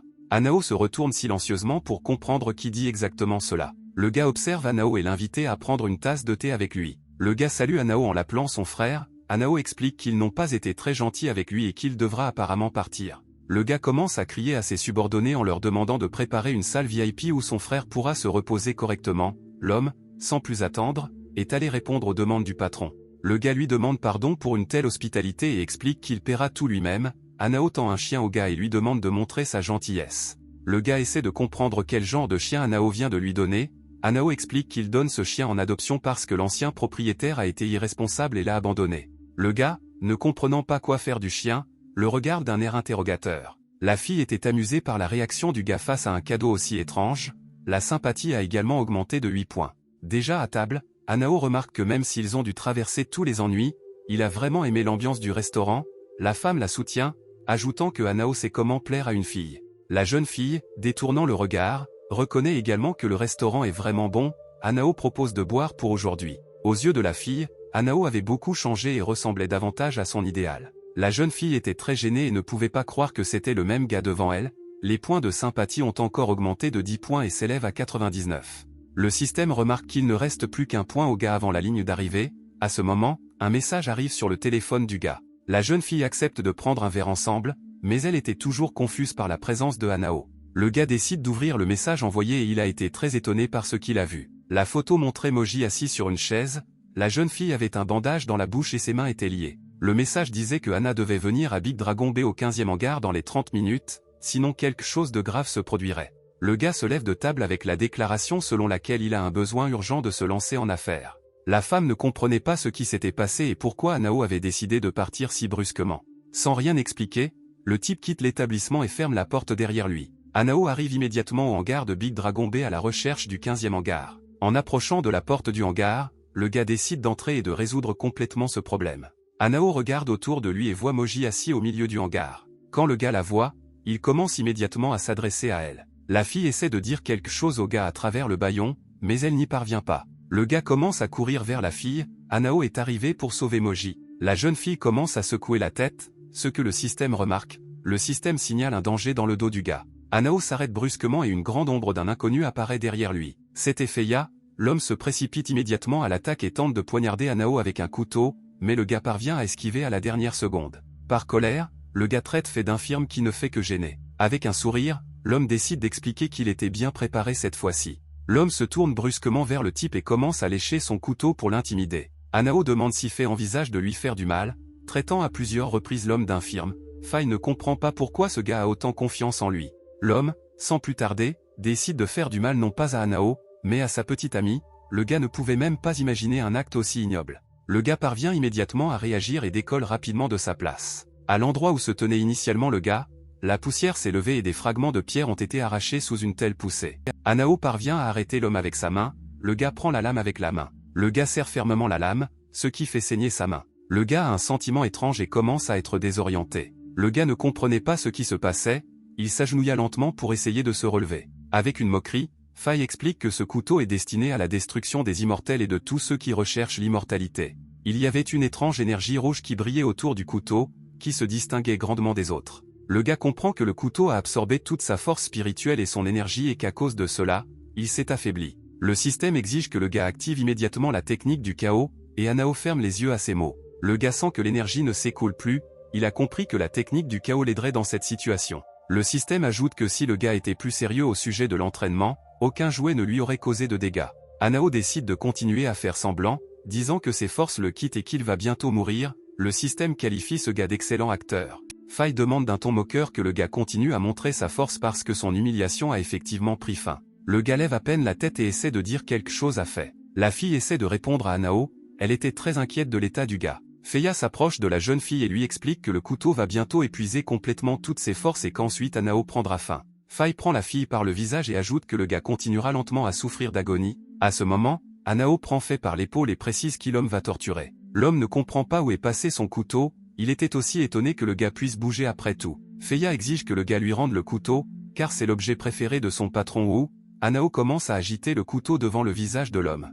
Anao note que c'est Faye qui aura des problèmes, car c'est lui qui a perdu le couteau préféré de Boss Wu. L'homme a beaucoup paniqué, il propose de conclure un marché et après que le gars lui ait rendu le couteau, Faye ne l'offensera jamais. Le gars déclare qu'il n'est pas intéressé par de telles choses et fait une rotonde à Faye. Le gars donne un coup de pied à l'homme au visage de toutes ses forces, l'envoyant voler au loin. La fille serre Anao dans ses bras en pleurant, elle craignait que le gars soit vraiment en train de mourir. Le gars met sa main sur la tête de la fille et la traite de stupide, car tout est déjà fini et rien de grave ne s'est produit. La fille commence à essuyer ses larmes avec un sourire, elle est d'accord avec le gars. Feya a été projeté contre le mur, il a demandé au gars de lui rendre son couteau. La fille a remercié Anao d'être venue et de l'avoir sauvée aujourd'hui. Anao décide de s'excuser d'avoir permis que cela se produise, le gars propose de passer toute la journée ensemble.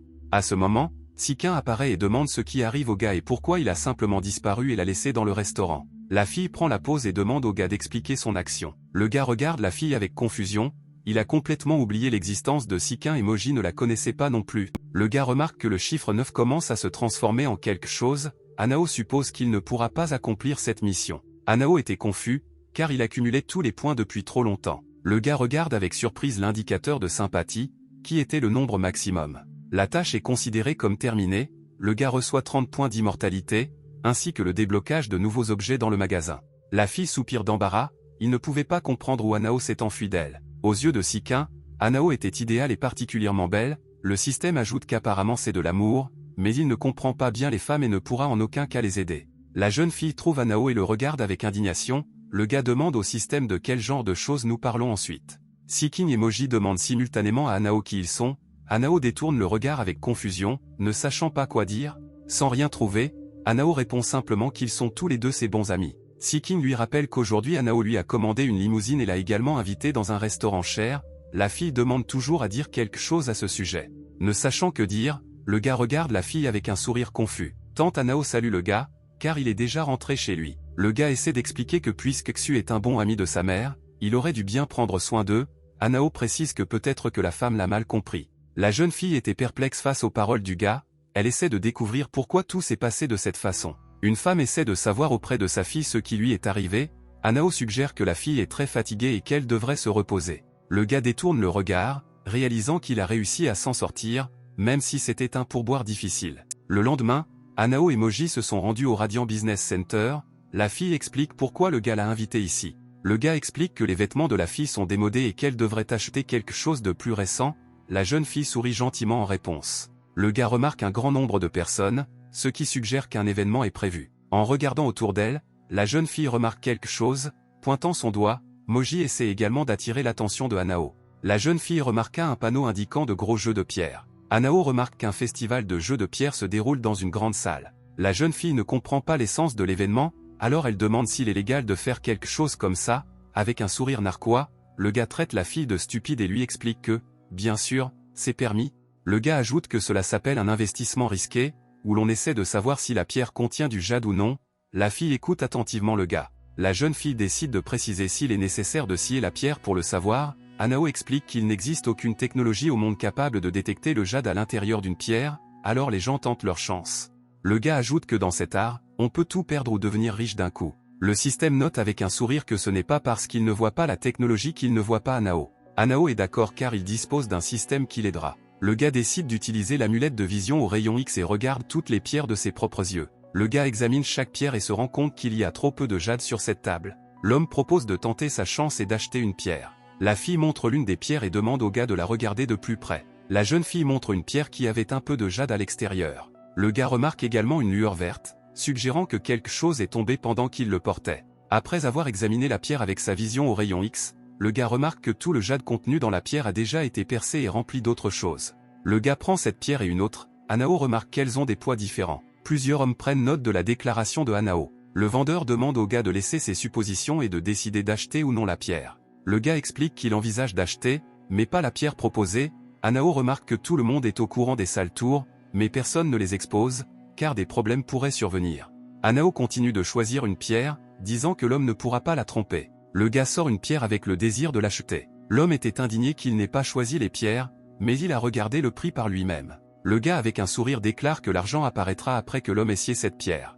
Toute la foule vient voir la pierre du nouveau venu être taillée, tout le monde discute de l'inexpérience et de la naïveté de Hanao. Hanao regarde la taille de la pierre avec un sourire, car il savait ce qu'il y avait à l'intérieur. La pierre s'est avérée complètement remplie de jade, personne ne pouvait croire ce qu'il voyait, car c'était un spécimen très cher. La jeune fille a soutenu Hanao pour sa chance, un inconnu s'est également approché du gars. L'homme voulait acheter la pierre de Hanao pour 200 000 yuan. La jeune fille était étonnée que Hanao offre 200 000 $ pour un si petit caillou, Hanao ne savait pas quoi répondre. À ce moment-là, une voix d'homme s'éleva derrière l'homme, il a expliqué que il n'agissait pas honorablement. Le type explique qu'une pierre de cette qualité coûte au moins 500 000 yuan, l'homme commença à devenir très nerveux. L'homme au visage effrayé ajoute qu'il voulait juste offrir 500 000 $ pour cet exemplaire. Li transfère des fonds sur la carte du gars, ce que Hanao remarque. Hanao montre du respect et remercie le gars, mais dans ses pensées, il savait déjà que la pierre valait plus de 200 000 yuan, le gars demande de ne pas le remercier, car il est depuis longtemps exaspéré par ce genre de personnel qui profite des nouveaux arrivants. En riant, Hanao ajoute que l'homme à qui il a acheté n'était que l'un d'entre eux, le gars précise que Hanao savait tout, mais a quand même acheté la pierre. Hanao considère cela comme une intuition et une chance extraordinaire. Le gars invite Hanao à regarder quelques autres pierres inhabituelles et à tester son intuition, Hanao est d'accord avec le gars. Il y avait d'autres pierres sur la table, mais plus chères. Hanao note également que ce sont d'assez bonnes pierres, mais il a prévu de sélectionner la meilleure. Hanao s'arrête à la pierre du milieu, en supposant que c'est la pierre la plus chère. Le gars observe une grande accumulation de jade à l'intérieur de la pierre, qui coûtera au moins 2 millions. Le gars demande de lui fournir la pierre sélectionnée pour la taille, la jeune fille lui rappelle qu'il dispose de 300 000 yuan, en précisant le mode de paiement, par carte ou en espèces. Le gars tient Hanao par l'épaule et demande à son ami de ne pas s'inquiéter, car il paiera tout lui-même. Hanao avait déjà compris que tout l'argent serait dans sa poche. Tous ceux qui regardaient étaient étonnés que Hanao soit à nouveau capable de découvrir où se trouvait le jade, qui était encore si cher. L'un des hommes lui propose de lui vendre une pierre pour 2 300 000 yuan. Hanao accepte de vendre la pierre à l'homme, mais le gars ajoute également qu'il vend la pierre. Hanao lui rappelle que c'est sa pierre, le gars ne comprend pas très bien de quoi nous parlons, car il a acheté la pierre avec son propre argent. Le type au sourire rappelle que c'est lui qui a payé l'argent pour acheter la pierre et donc son argent, la fille revient et donne la carte du gars. En serrant les dents, Hanao ajoute que si la pierre avait été vide, il aurait payé, et si elle avait du jade, il l'aurait prise. Hanao remarque que le gars a gagné beaucoup d'argent. Ne voulant pas continuer à écouter Hanao, il part en disant qu'il doit également assister à la vente aux enchères. Toute la foule commence à se moquer de Hanao, parce qu'il s'est fait escroquer. La fille demande à Hanao s'il va bien, mais le gars commence à sourire, parce qu'il s'est fait arnaquer. Hanao prévoyait de jouer davantage de jeux de pierre avec Li jusqu'à la fin. Li se dirige vers la vente aux enchères, car elle est sur le point de commencer d'une minute à l'autre, plusieurs gardes accompagnent l'homme.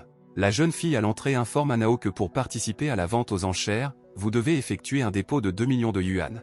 Moji ne comprend pas pourquoi il faut autant d'argent, à ce moment, Hanao se demandait où il pourrait trouver 2 millions de yuan. Le gars propose un plan et demande à la fille de le suivre, Mode s'en prend silencieusement à Hanao. La fille à l'entrée ne comprend pas pourquoi c'est une question de minutes pour un homme, car le montant n'est pas minime.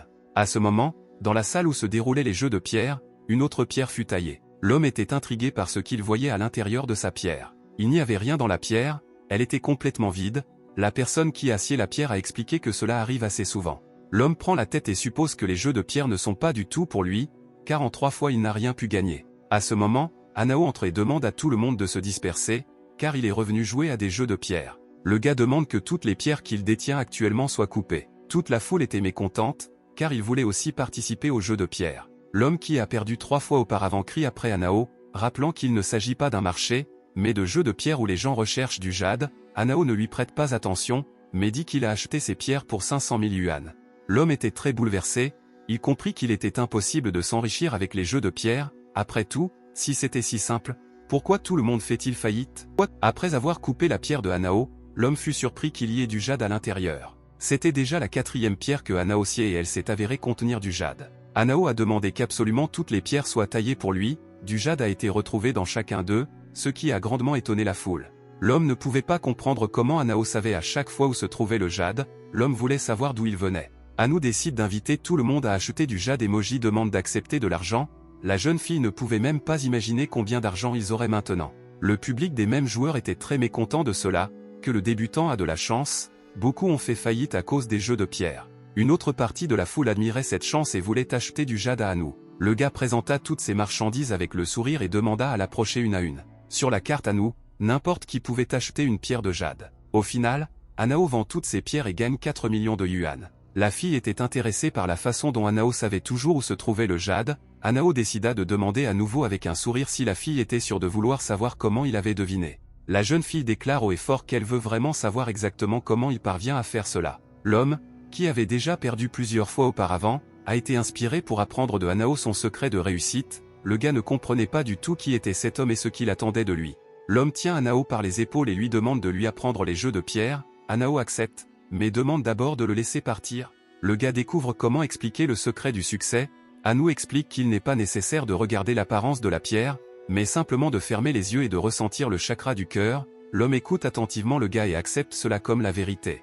L'homme ferme les yeux et essaie de ressentir le chakra même de la pierre. Hanao explique qu'il doit se calmer et attraper les particules d'énergie de jade. Hanao s'éloigne lentement tandis que l'homme se tient debout, les yeux fermés et essaie de ressentir quelque chose. Le gars retourne à l'étage souhaité, car en plus de la vente aux enchères, il devait visiter un autre endroit. Hanao explique à la jeune fille en souriant que c'est pour cela que cette méthode est secrète, que personne ne la connaît. La jeune fille explique pourquoi ils marchent près du magasin, car ils doivent se rendre à une vente aux enchères. Le gars lui rappelle qu'il a déjà promis à la fille d'aller faire du shopping. La jeune fille regarde attentivement la vitrine du magasin. Après avoir visité l'un des magasins, Hanao déclare que Moji peut acheter tous les vêtements à son goût. La jeune fille a choisi plusieurs tenues et s'est rendue à la cabine d'essayage.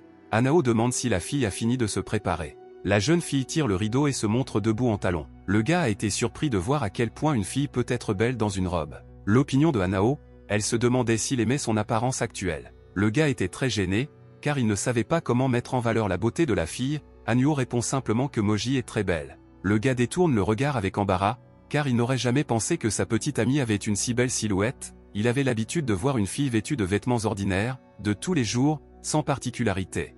Dans la tête de Hanou, une fille vêtue de vêtements ordinaires se tient en face de lui. Le gars continue de plonger dans ses pensées embarrassées. Il ajoute que la fille a grandi depuis longtemps. Hanou commençait tout juste à réaliser qu'ils étaient devenus très proches pendant cette période. Le couple retourne à l'entrée des enchères.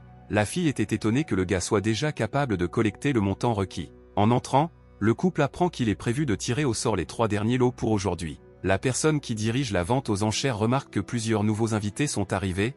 L'homme rappelle que seules les pierres issues des jeux de pierre sont tirées au sort lors de la vente aux enchères. Le gars remarque qu'il n'a pas besoin d'inspecter les pierres, il peut dire d'un seul œil ce qui est un déchet et ce qui vaut de l'argent réel. L'homme qui dirige la vente aux enchères pense que le gars plaisante plutôt bien en l'invitant à prendre une place vide dans la salle. Hanou aide également sa petite amie à s'asseoir à côté de lui.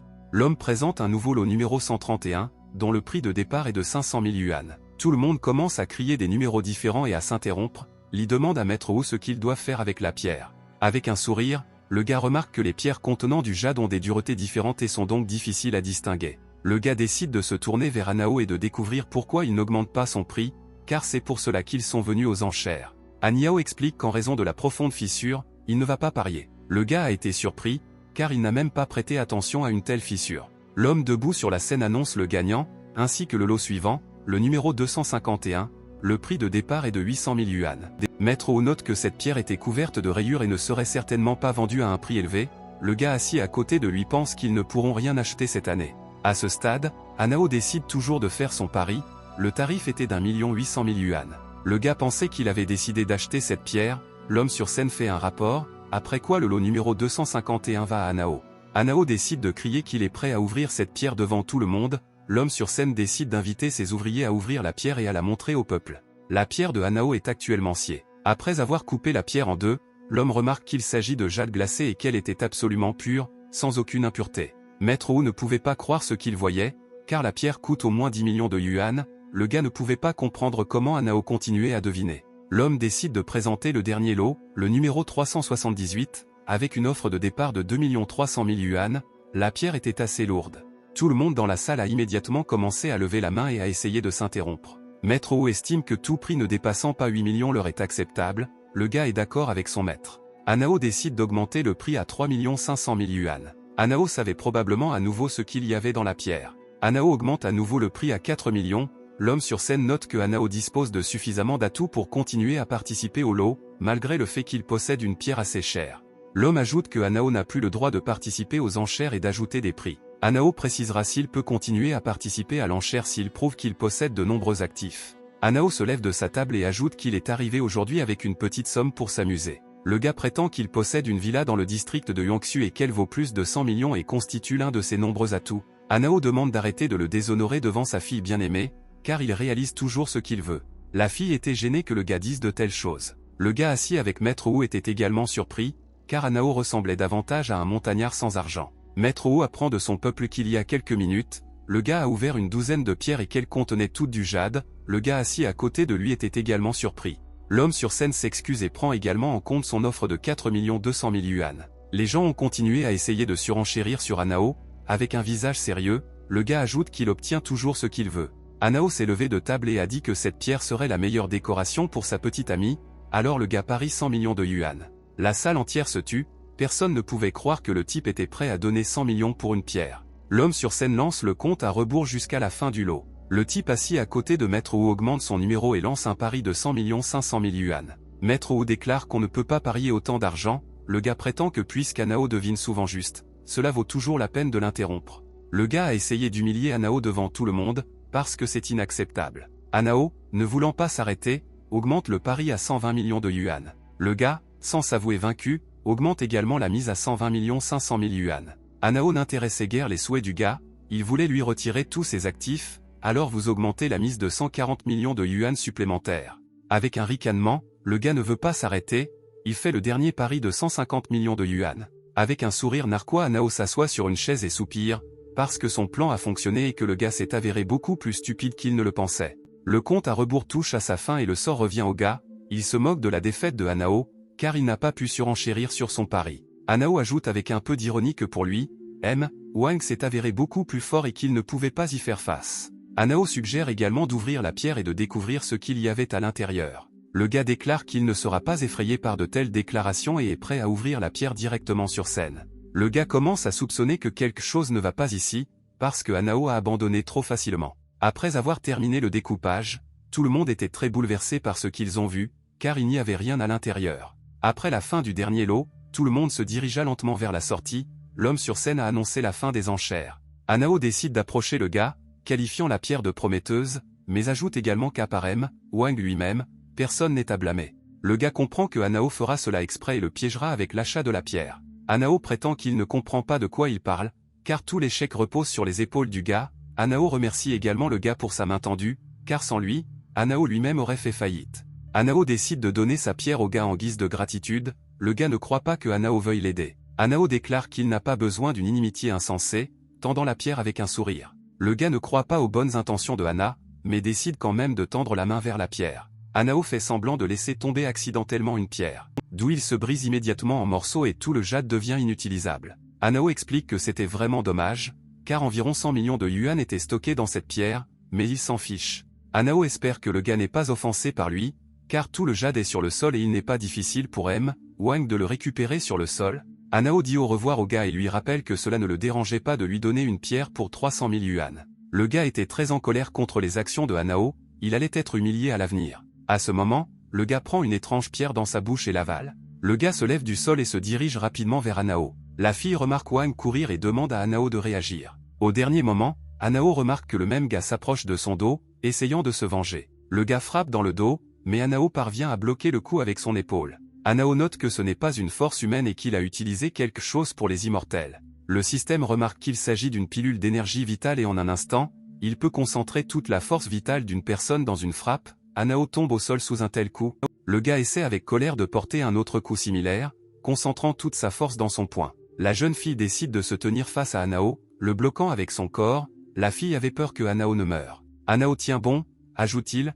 Le gars demande à la fille de partir en raison d'un grave danger. La fille rappelle que c'est le gars qui les a trompés en premier. Hanao a fait ça pour que le gars puisse ressentir toute la douleur. Le gars ne sait pas quoi répondre à la fille dans celle-ci, baissant silencieusement la tête, il fut grandement déçu. La fille se tenait en face du gars, ce qui le rendait très embarrassé. Le gars baissa les yeux et vit la silhouette de la fille, cela commença à le rendre encore plus confus. Le gars s'est agenouillé, gêné, et ne savait pas quoi faire ensuite. Par la force, Hanao a réussi à se relever et à bloquer la fille avec son corps, il a précisé si tout allait bien pour la fille. Hanao était très en colère contre les actions de ce type, le système a remarqué que l'énergie vitale avait cessé d'être concentrée dans la tablette et que le gars a commencé à perdre progressivement son pouvoir immortel.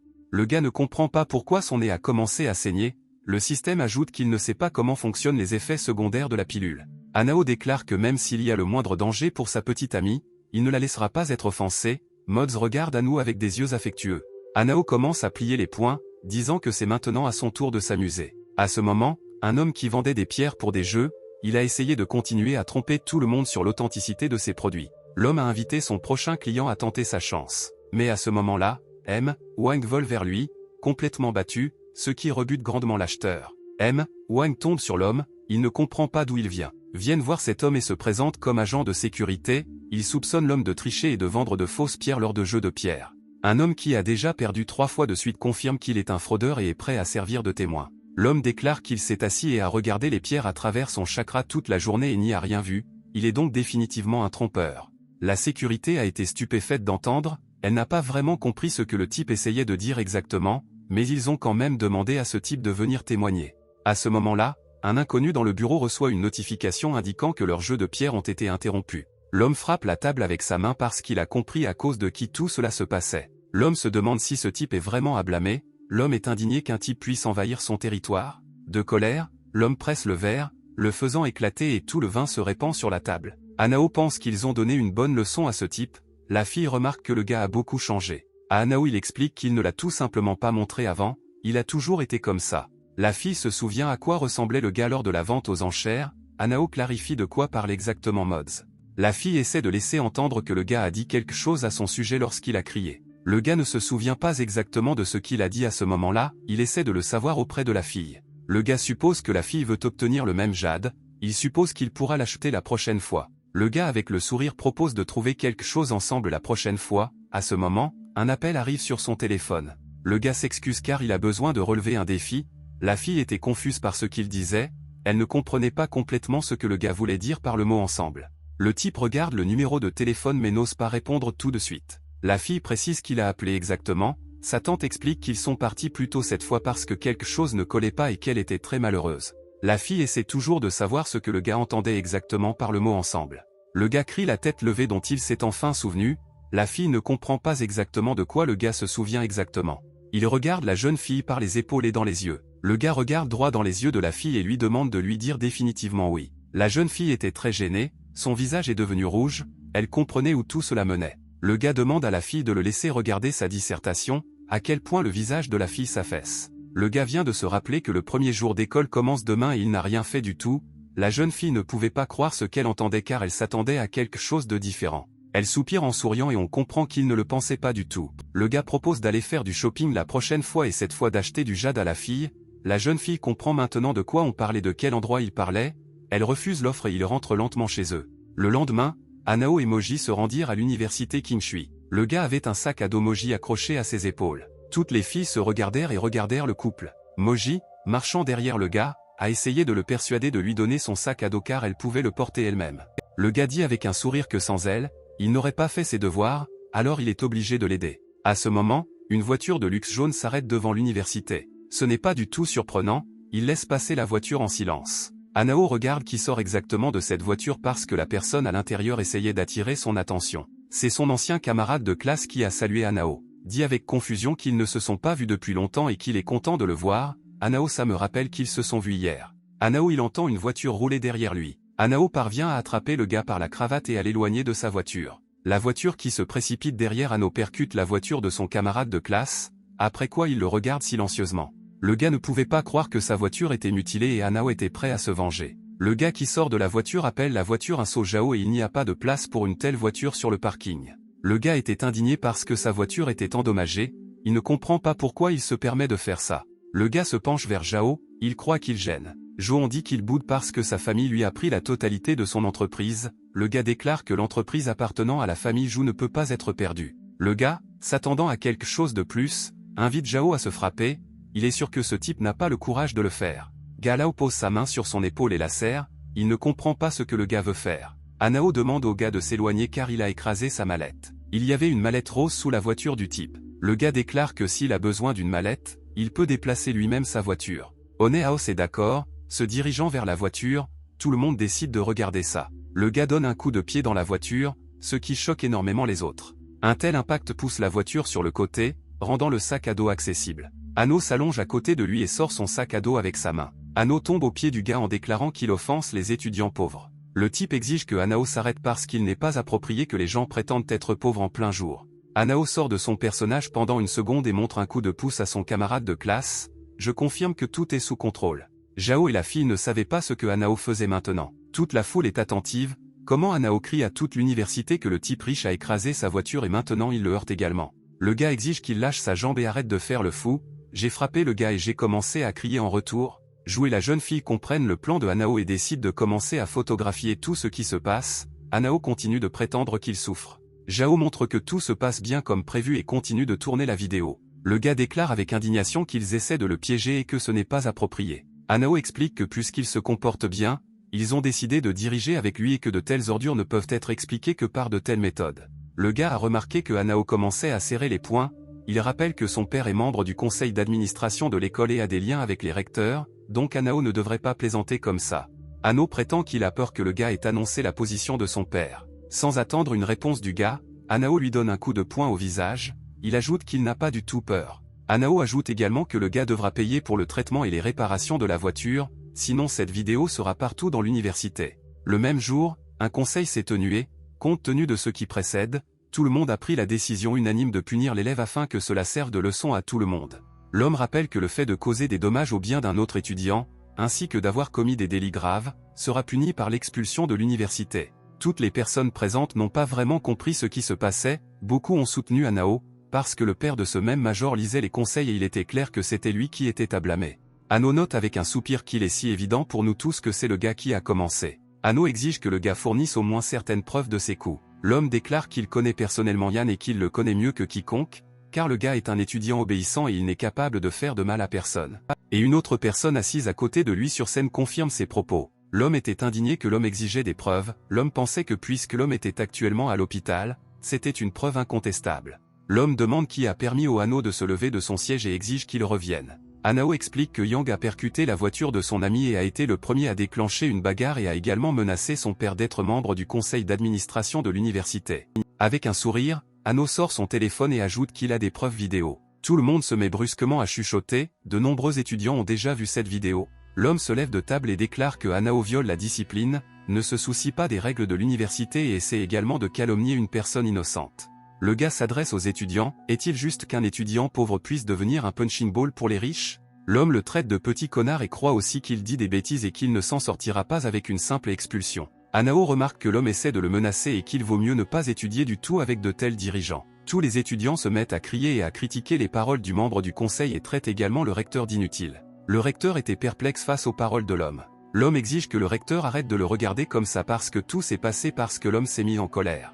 À ce moment, l'ancien entre et demande ce qui se passe. L'aîné s'intéresse à ce qui s'est passé en ce moment. Le recteur se lève de table et salue M. Si l'homme demande à nouveau pourquoi tout le monde jure. Le recteur se tient la tête et ne sait pas par où commencer. Hanao soutient la foule qui hurlait. Tous les étudiants étaient mécontents de la décision du recteur. Le recteur déclare que la cérémonie de rentrée académique est terminée et Hanao doit se rendre à son bureau. Hanao se tourne vers le recteur avec un sourire. L'aîné s'intéresse à qui est Hanao. Le recteur demande à l'accompagner et à s'occuper du garçon têtu. Elder Lee était intéressé par cette discussion. Dans le bureau du recteur, l'homme demande à Han comment l'écouter attentivement. Il exige des excuses publiques du gars et que c'est lui qui a organisé tout le balagan. Le réacteur commence à menacer qu'il a un effet de levier et qu'il peut l'utiliser calmement contre le gars. L'oreille de Hanao déclare que le gars a eu ce qu'il méritait et qu'il l'a frappé pour une raison. Le membre du conseil estime que ce type doit recevoir une leçon. Hanao décide d'utiliser son amulette d'injection de rayon X et remarque que l'homme est totalement inoffensif et ne recherche pas l'immortalité. Hanao comprend que le seul avantage d'un homme est son habileté au combat.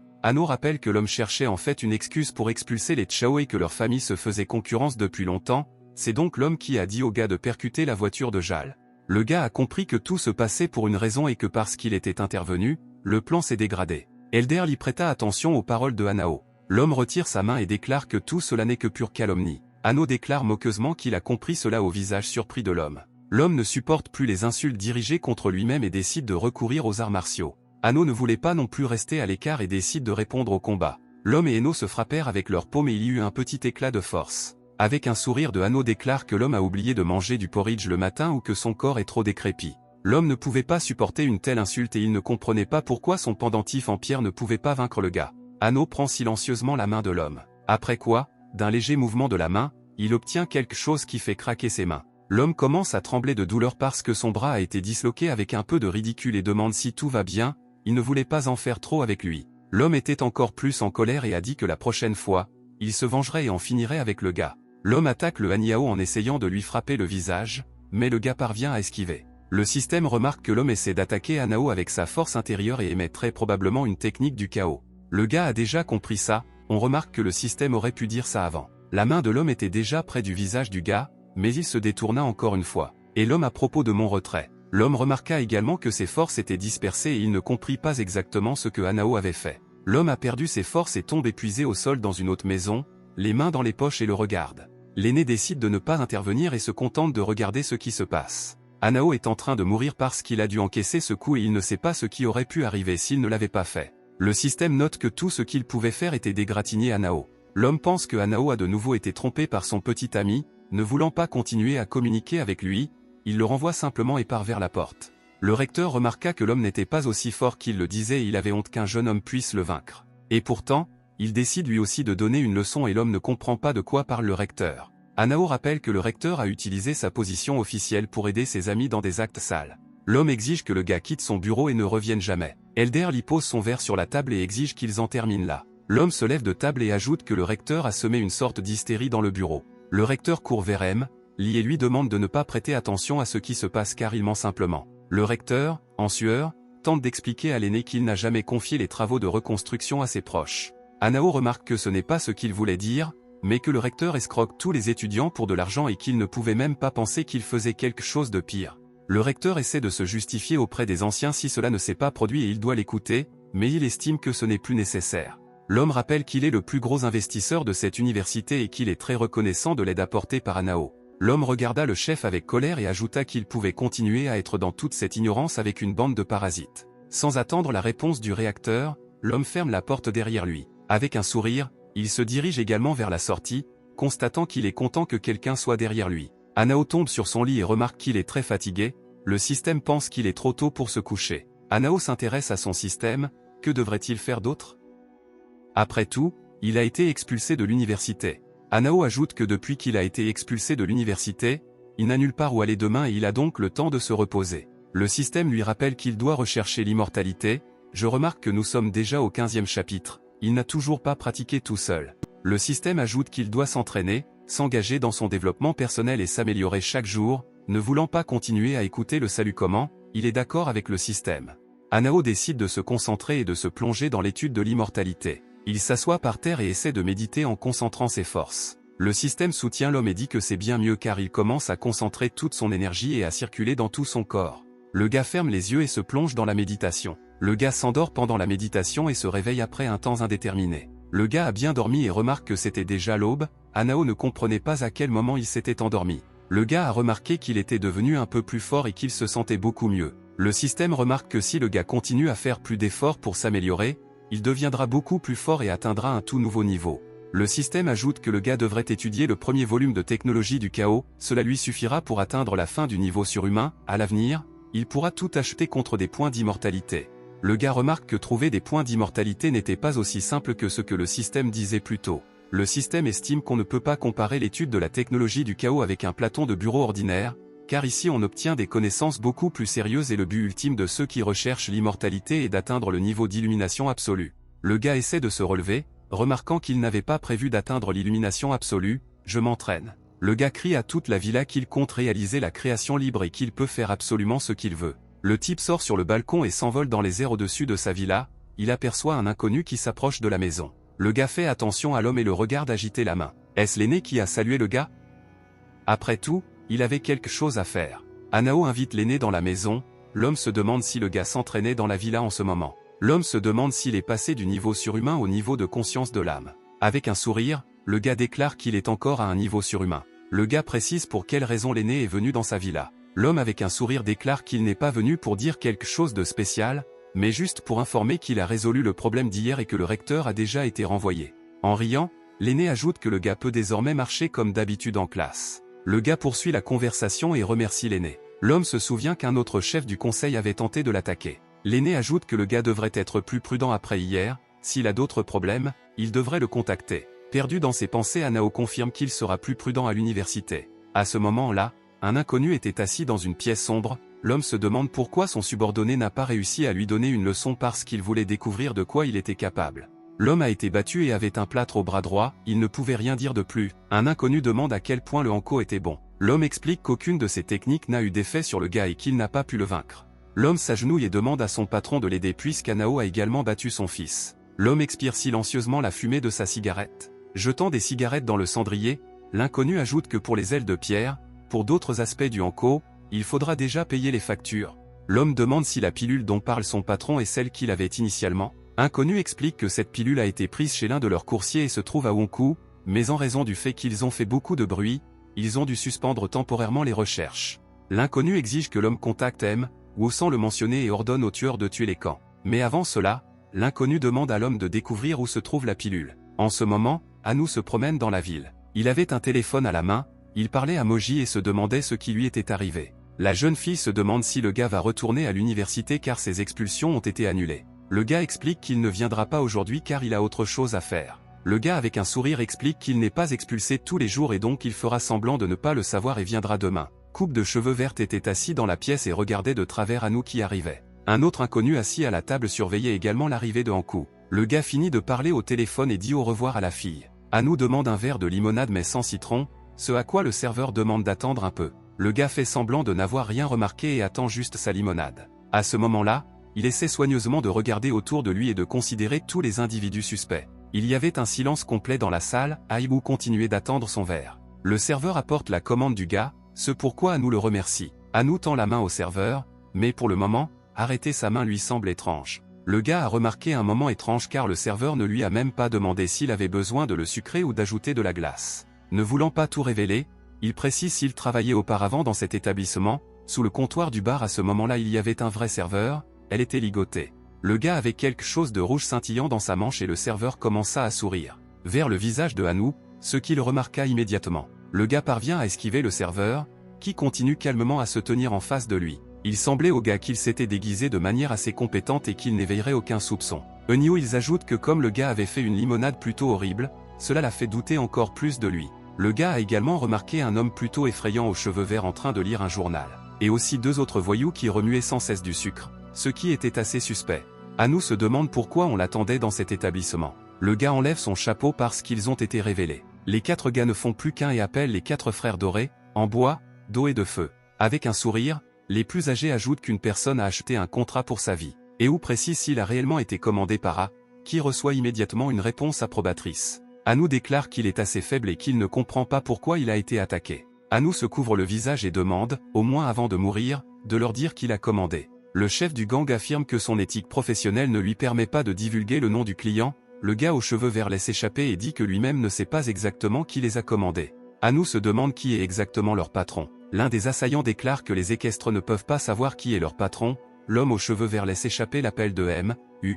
Après cela, le chef du gang le bête et lui demande de se taire. La personne aux cheveux verts tente de s'excuser auprès de lui. Anu essaie de se rappeler qui il a entendu avec un nom similaire. Le leader dit que cela n'a pas d'importance car l'heure de sa mort est arrivée. Chérie, comment, sans quitter mon rôle, je continue de faire une grimace innocente et de demander grâce. Ne voulant plus écouter, le leader croit les tromper, c'est une personne hors du commun. Le chef libère un grand nombre de shurikens, ne laissant aucune chance de sauver Hulk. Comment ne pensait-on pas pouvoir déclassifier son jeu d'acteur parfait? Anno continue d'esquiver de nombreux jets de shurikens. Anno note que le gars ne vise pas bien, ce à quoi il répond avec un sourire qu'il ne le visait pas du tout. Anao parvient à relever la tête et voit quelque chose d'étrange. Tous les shurikens étaient autour de lui et l'entouraient, il ne pouvait pas sortir, car il créait une sorte de grille. Anao était complètement encerclé et l'un des frères a demandé aux autres de l'attaquer. Le gars dans le quartier propose à One comment évaluer sa super glue artisanale de haute qualité. Les jambes de Anao étaient collées au sol, il ne comprenait pas quoi faire dans cette situation. Les gars restants ont décidé de terminer le hayao avec de l'alcool et un tourbillon de feu.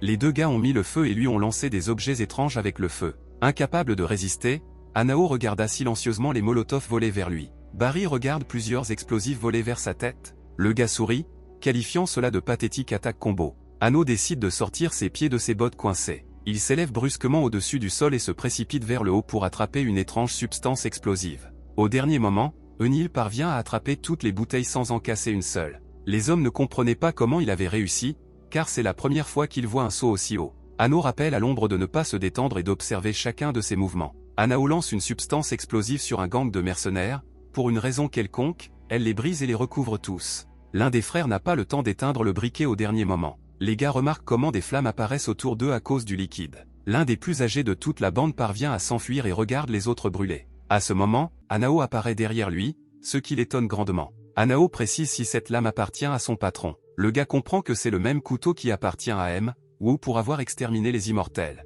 L'un des bandits essaie de comprendre où le type a obtenu l'épée de M, Wu, Hanao leur pose la même question. Hanao décide de ne pas s'arrêter là et prend absolument tous les shurikens du mercenaire. Après avoir pris tous les fils avec des shurikens, il commence à les filer au-dessus de sa tête. Après quoi, d'un mouvement brusque de la main, il le jette vers les mercenaires. L'un des mercenaires ne savait pas quoi faire ensuite. Tous les shurikens et épines ont été lancés directement sur la foule. Les vêtements de la jeune fille aux cheveux roses commencèrent à se déchirer lentement. Hanao note qu'il envisageait d'obtenir un effet similaire. Le reste des mercenaires fut étonné par l'apparence de leur soi-disant frère. Hanao regarde silencieusement la fille. La fille dit que ce n'est pas une raison pour être heureuse car il n'a pas encore gagné. La jeune fille déclare qu'elle détiendra l'homme pendant qu'ils doivent contacter M, Wu. En regardant autour d'elle, elle ne voit pas un seul mercenaire qui l'accompagnait. Tous les mercenaires se tenaient devant Hanao et prévoyaient de l'attaquer de toute leur force. La jeune fille, à travers ses larmes, était heureuse qu'il l'ait défendue. À ce moment, Oneo apparaît dans le dos de la jeune fille et lui demande si elle a oublié de lui demander la permission.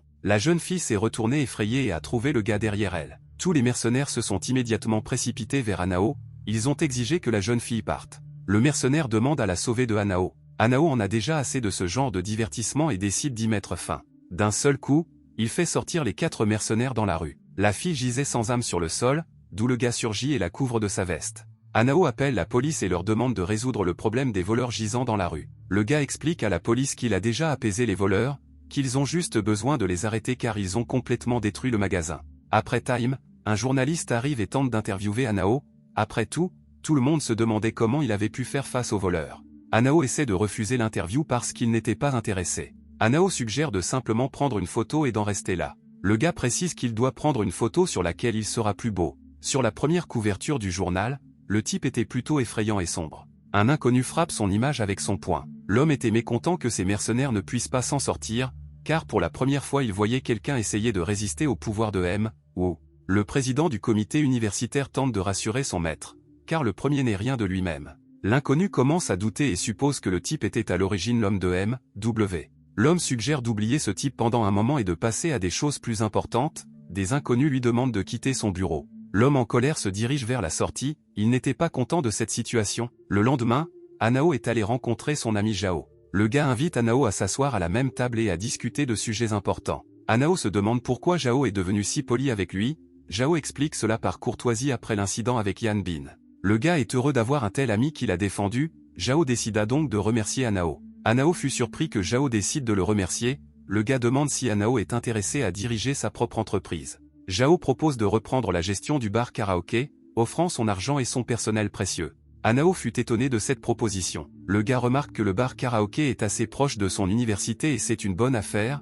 Après avoir analysé toutes les options, Hanao décide d'accepter la proposition. Jao note que ce n'est pas pour rien qu'il a appelé Hanao son frère. Hanao ajoute que toutes les formalités incombent au gars, ce avec quoi Jao est immédiatement d'accord, il trinque pour un nouveau départ. Après avoir terminé une réunion d'affaires et mangé à volonté, le gars arrive à peine à la villa. Sans plus attendre, Hanao retourne dans la chambre et s'effondre sur le lit. Le système rappelle au gars de s'entraîner, ce qui fait que Hanao saute du lit de peur. Le système donne une tâche pour mettre à niveau l'équipement du chaos au 2e niveau. Le gars pense que cette mission ressemble à un pot de vin et que de telles astuces ne fonctionneront pas sur une personne.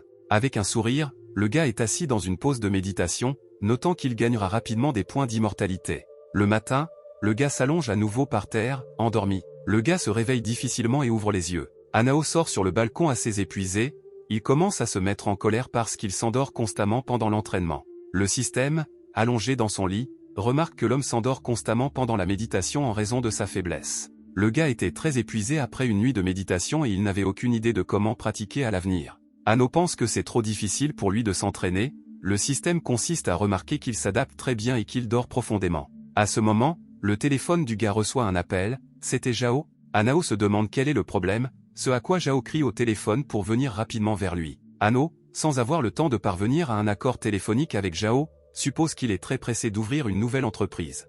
Ano arrive rapidement au bar karaoké. Debout à la porte, le Ano regarde sans observer le Jao. Ano entend du verre se briser derrière lui. Le gars ne comprenait pas ce qui se passait à ce moment-là car il était tout seul dans le bâtiment. À ce moment, un homme du directeur du collège et un maître âgé entrent dans le bâtiment. Ano était émerveillé par une telle rencontre, il ne comprenait pas ce qu'il faisait dans cet endroit. Le gars remarque une queue de cheval sur la tête d'un homme âgé. Le gars la compare à une île déserte, ce qui le fait beaucoup rire. Le chef crie que c'est un maître capable de vaincre Anao. Le gars déclare qu'il ne comprend pas pourquoi il a amené le vieil homme et propose de le combattre. Le vieil homme déclare que Anao ne le connaît pas du tout. Les gens qui sont venus au bruit remarquent le maître et l'appellent Zangbe.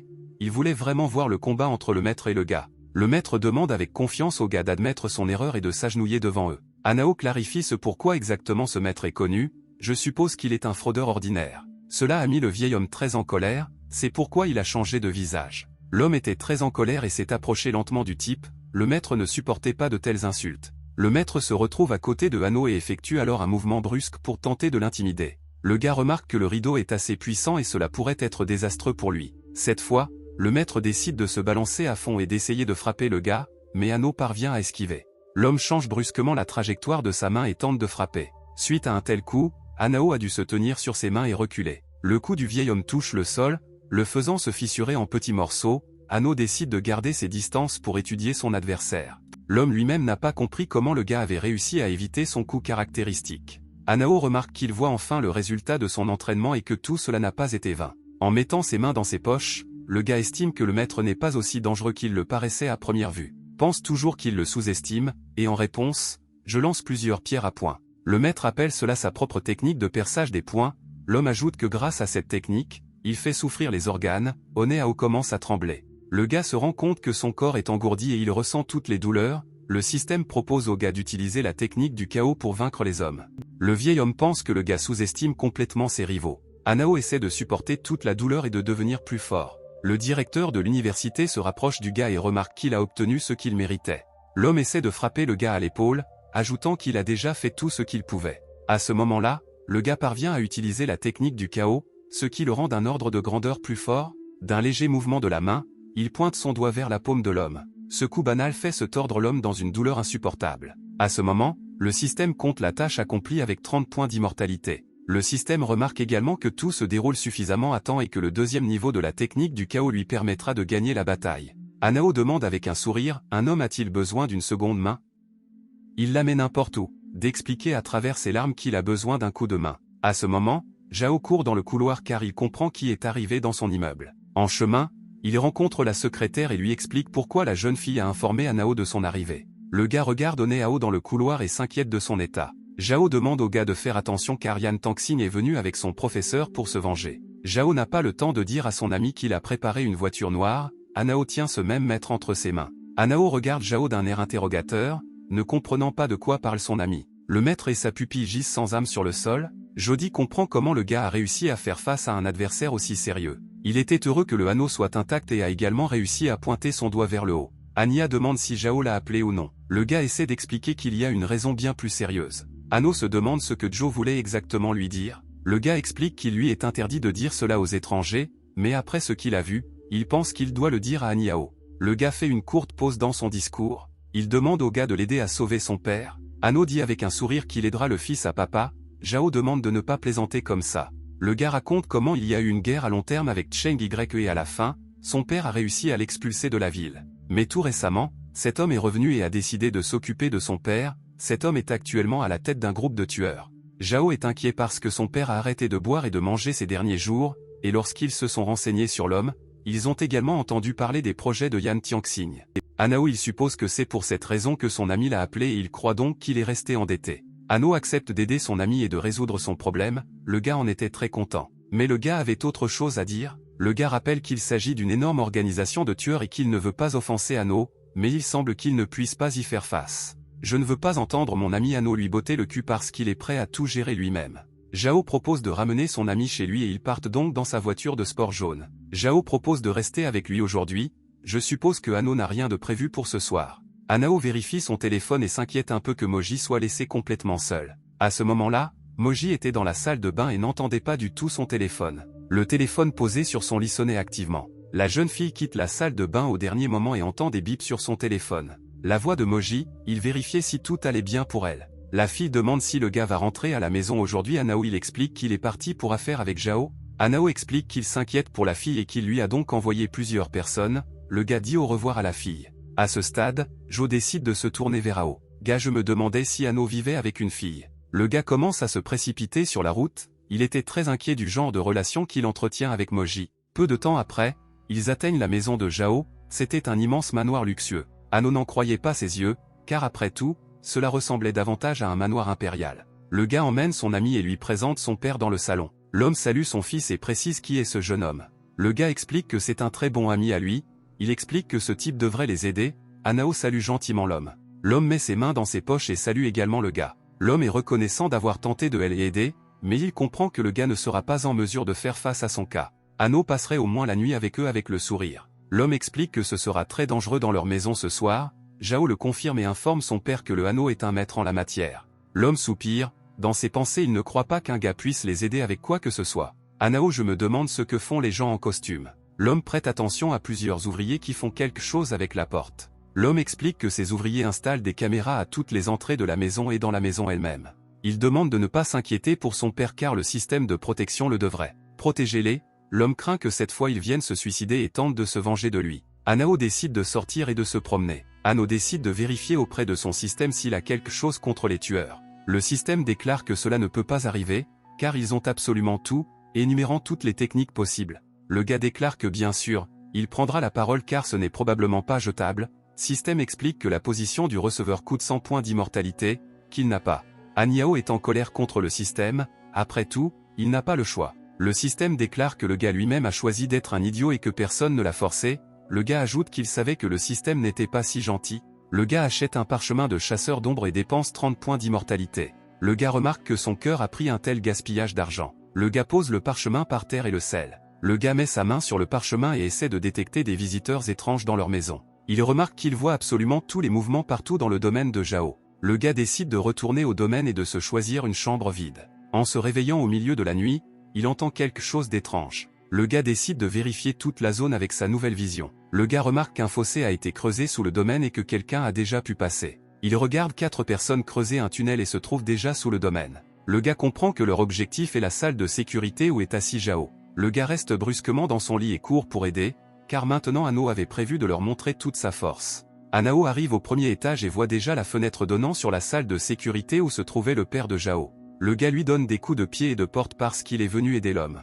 La première chose qu'il observe est l'ordinateur portable du père de Jao. L'homme s'arrête et fait attention au type qui arrive. Il y eut une pause gênante entre l'homme et Anao. Le gars a été choqué par ce que faisait exactement le père de son ami à un moment aussi grave. Le gars ne comprenait pas où il pouvait déjà entrer dans le bâtiment. Le gars suppose que les mercenaires ont décidé de faire une pause cigarette. Ano est indigné qu'ils auraient pu travailler plus rapidement. L'homme ferme votre ordinateur portable et sort vers le gars. Il lui explique pourquoi il est dans son bureau à une heure si tardive. Le gars essaie de s'excuser de son intrusion car il ne voulait pas déranger l'homme. L'homme explique qu'il essayait de rester éveillé grâce à cette méthode car il attendait les tueurs qui devaient arriver ce soir-là. Le gars remarque qu'ils ont déjà pénétré sur le territoire. L'homme suppose que le gars avait simplement peur, ne percevant pas ses paroles. C'est un homme, il explique que chaque recoin de la maison est sous système de sécurité. L'homme explique que si des inconnus étaient entrés, il les aurait vus sur les caméras. Le gars pointe son doigt vers le bas, expliquant que la caméra ne pourra pas voir ce qui se passe sous terre. Il y a un cri et un petit bruit derrière la porte. Le gars continue d'avoir une conversation avec l'homme alors qu'il est dans son bureau.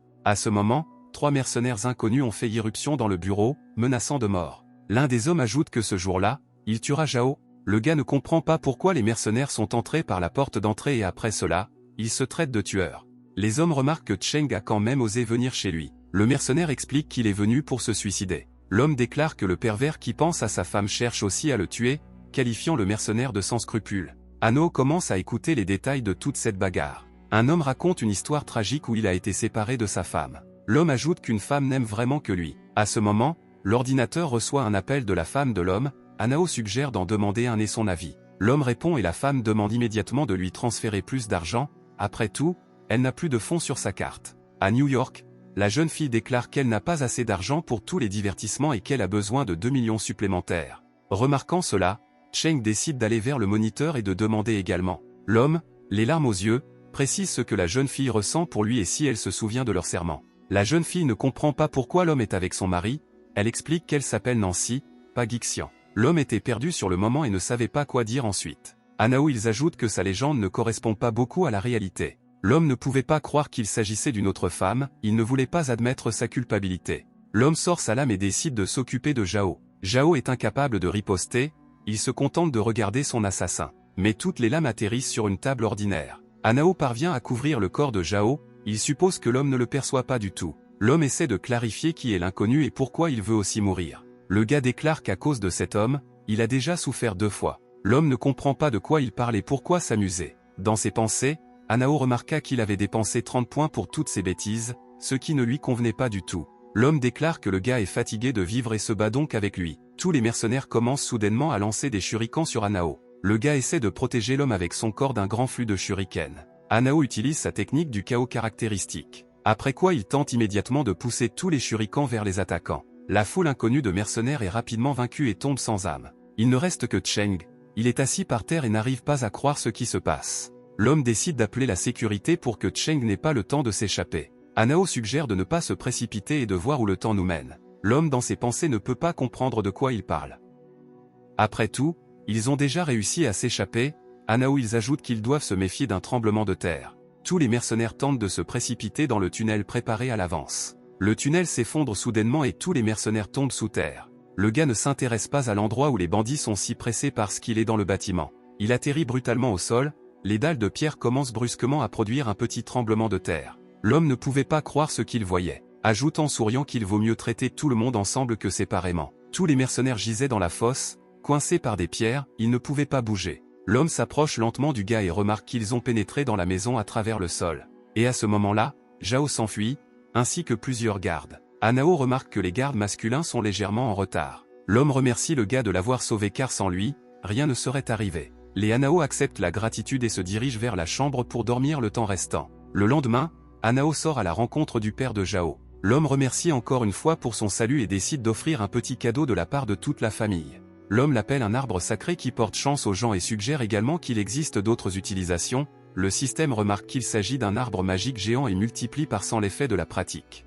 Anao remarque que le bâton semble assez intéressant. Le système déclare qu'il ne sert à rien de tromper le gars. Anao ils ajoutent qu'il ne sait pas ce que le système peut avoir en tête. Le système décide d'expliquer que si le gars doute, ce ne sera de toute façon que son problème. À ce moment, Zhao entre dans la pièce et invite le gars à retourner en ville. Le gars ne comprend pas où Anu est allé parce qu'il savait qu'il était dans cette pièce. À ce moment, Anu se trouvait dans un endroit inconnu. Le gars clarifie tout le système où il se trouve actuellement. Système explique qu'il se trouve dans un endroit où il lui sera plus facile de se concentrer sur la pratique. Le système ajoute également qu'il a déjà tout préparé et que pour que le gars quitte cet endroit, il devra maîtriser une nouvelle capacité. Le gars comprend que le système l'a attrapé et qu'il devra désormais rester à cet endroit. Le gars décide de ne pas perdre de temps et de commencer à s'entraîner. Il s'assoit dans une pause et commence à méditer. Le gars remarque au bout d'un moment que le bâton ne l'aide pas du tout. Le système se souvient que, bien que le gars soit devenu un chercheur d'immortalité, il n'a toujours pas eu le temps de travailler avec la composante spirituelle. Anao rappelle que le système dit que tout sera étudié sans problème, le système vous demande de ne pas trouver à redire au détail. Le gars précise à plusieurs reprises s'il doit maîtriser la capacité de quitter les lieux, ce à quoi il reçoit une réponse positive. Le système explique également que sans l'arbre magique, cela aurait pris environ 1 mois. Anao crie depuis le trou, il n'était pas satisfait de cette situation. 3 jours plus tard, le lendemain, alors que Anao s'entraînait, une lueur dorée était visible. Le gars s'est de nouveau assis et a médité pour améliorer sa nouvelle compétence. Le système ne pouvait pas comprendre comment le gars avait réussi à maîtriser cette capacité en seulement 3 jours sans utiliser d'arbre magique. À ces mots, Anao sourit simplement. L'action se déplace vers la maison de Li Tianao. Le gars remarque que plus vous avez d'argent, plus vous vivez loin. Elder Li salue Anao, il était heureux de le voir. Anao merci pour l'hospitalité et pour l'avoir invité. L'homme considère cela comme une bagatelle ordinaire. L'homme explique que la fille est avec Xiao Xuan. L'homme rappelle qu'il a une petite fille qu'il a vue plus tôt. Le gars se souvient de la fille dans le bureau de frère Li. L'homme demande au gars d'inviter les 2 filles pendant qu'il commande du thé pour elles. Un gars marche dans le couloir et ne comprend pas par quelle porte il doit passer. Anao remarque qu'une des portes était ouverte. Décidant de tenter sa chance, Anao se lance à la recherche de Moji. La petite fille de frère Li était dans la pièce, elle changeait de vêtements dans sa chambre. Le gars était étonné de ce qu'il voyait, ce n'était pas ce à quoi il s'attendait. La fille rougit de honte, car le gars continuait à la regarder. Anao quitte brusquement la pièce et s'excuse en même temps. le poids vola après lui. Le poids a heurté la balustrade et a été gravement endommagé, cela effraya légèrement Hanou. À ce moment, Moji est sortie vers Anao, elle était heureuse de voir Anao. La fille a essayé de savoir où était allé le gars tous ces jours parce qu'elle était inquiète, le gars explique qu'il devait partir en voyage. La jeune fille se demande si Xiao Xuanli a crié, le gars détourne le regard et essaie de dire que rien ne s'est passé. Un cri se fait entendre au-dessus de la porte, ce qui rend le gars très confus. La jeune fille remarque que c'est Xiao Xuan qui crie et propose de lui rendre visite. Anao remarque qu'il est prêt à entrer dans la pièce, mais il n'est responsable de rien. Le gars remarque la fenêtre ouverte, Xiao Xuan n'était plus dans la pièce. Le gars comprendrait que la fille a été kidnappée. Après quoi Anao se dirige vers la fenêtre pour voir le ravisseur. En sortant sur le balcon, Anao examine les environs. Les yeux du gars courent autour et regardent autour de lui. Le gars fait attention à la silhouette qui marche le long de la route. C'était un étrange inconnu vêtu d'un manteau noir. Le gars regarde attentivement et voit qu'il y a une inconnue sur son épaule. Sans hésitation, Anao saute du balcon et suit le ravisseur. La jeune fille n'a pas le temps de dire quoi que ce soit à Anao en fuite. Ensuite, elle décide de crier au gars de faire attention. Anao, essayant de rattraper le ravisseur, lui crie d'arrêter. Le gars ajoute qu'il ne permettra pas que la fille soit kidnappée sous ses yeux. Le gars explique qu'il ne reculera pas et courra jusqu'au bout jusqu'à ce qu'il attrape le ravisseur. L'inconnu décide de s'arrêter et de faire demi-tour devant Anao. Le gars suppose que le kidnappeur a expiré et a décidé de se battre. Inconnu respirait lourdement à cause de sa hâte, il s'est moqué du gars. Le gars ajoute que si le ravisseur laisse partir la fille et la ramène, il aura pitié de lui. Le visiteur montre du doigt qu'il refuse cette offre. Le gars comprend que vous n'allez presque pas le faire et c'est pourquoi Anao semble si impudent. Anao souhaitait également tester ses nouvelles compétences acquises en son absence. Anao active sa nouvelle capacité, sa main devient dorée.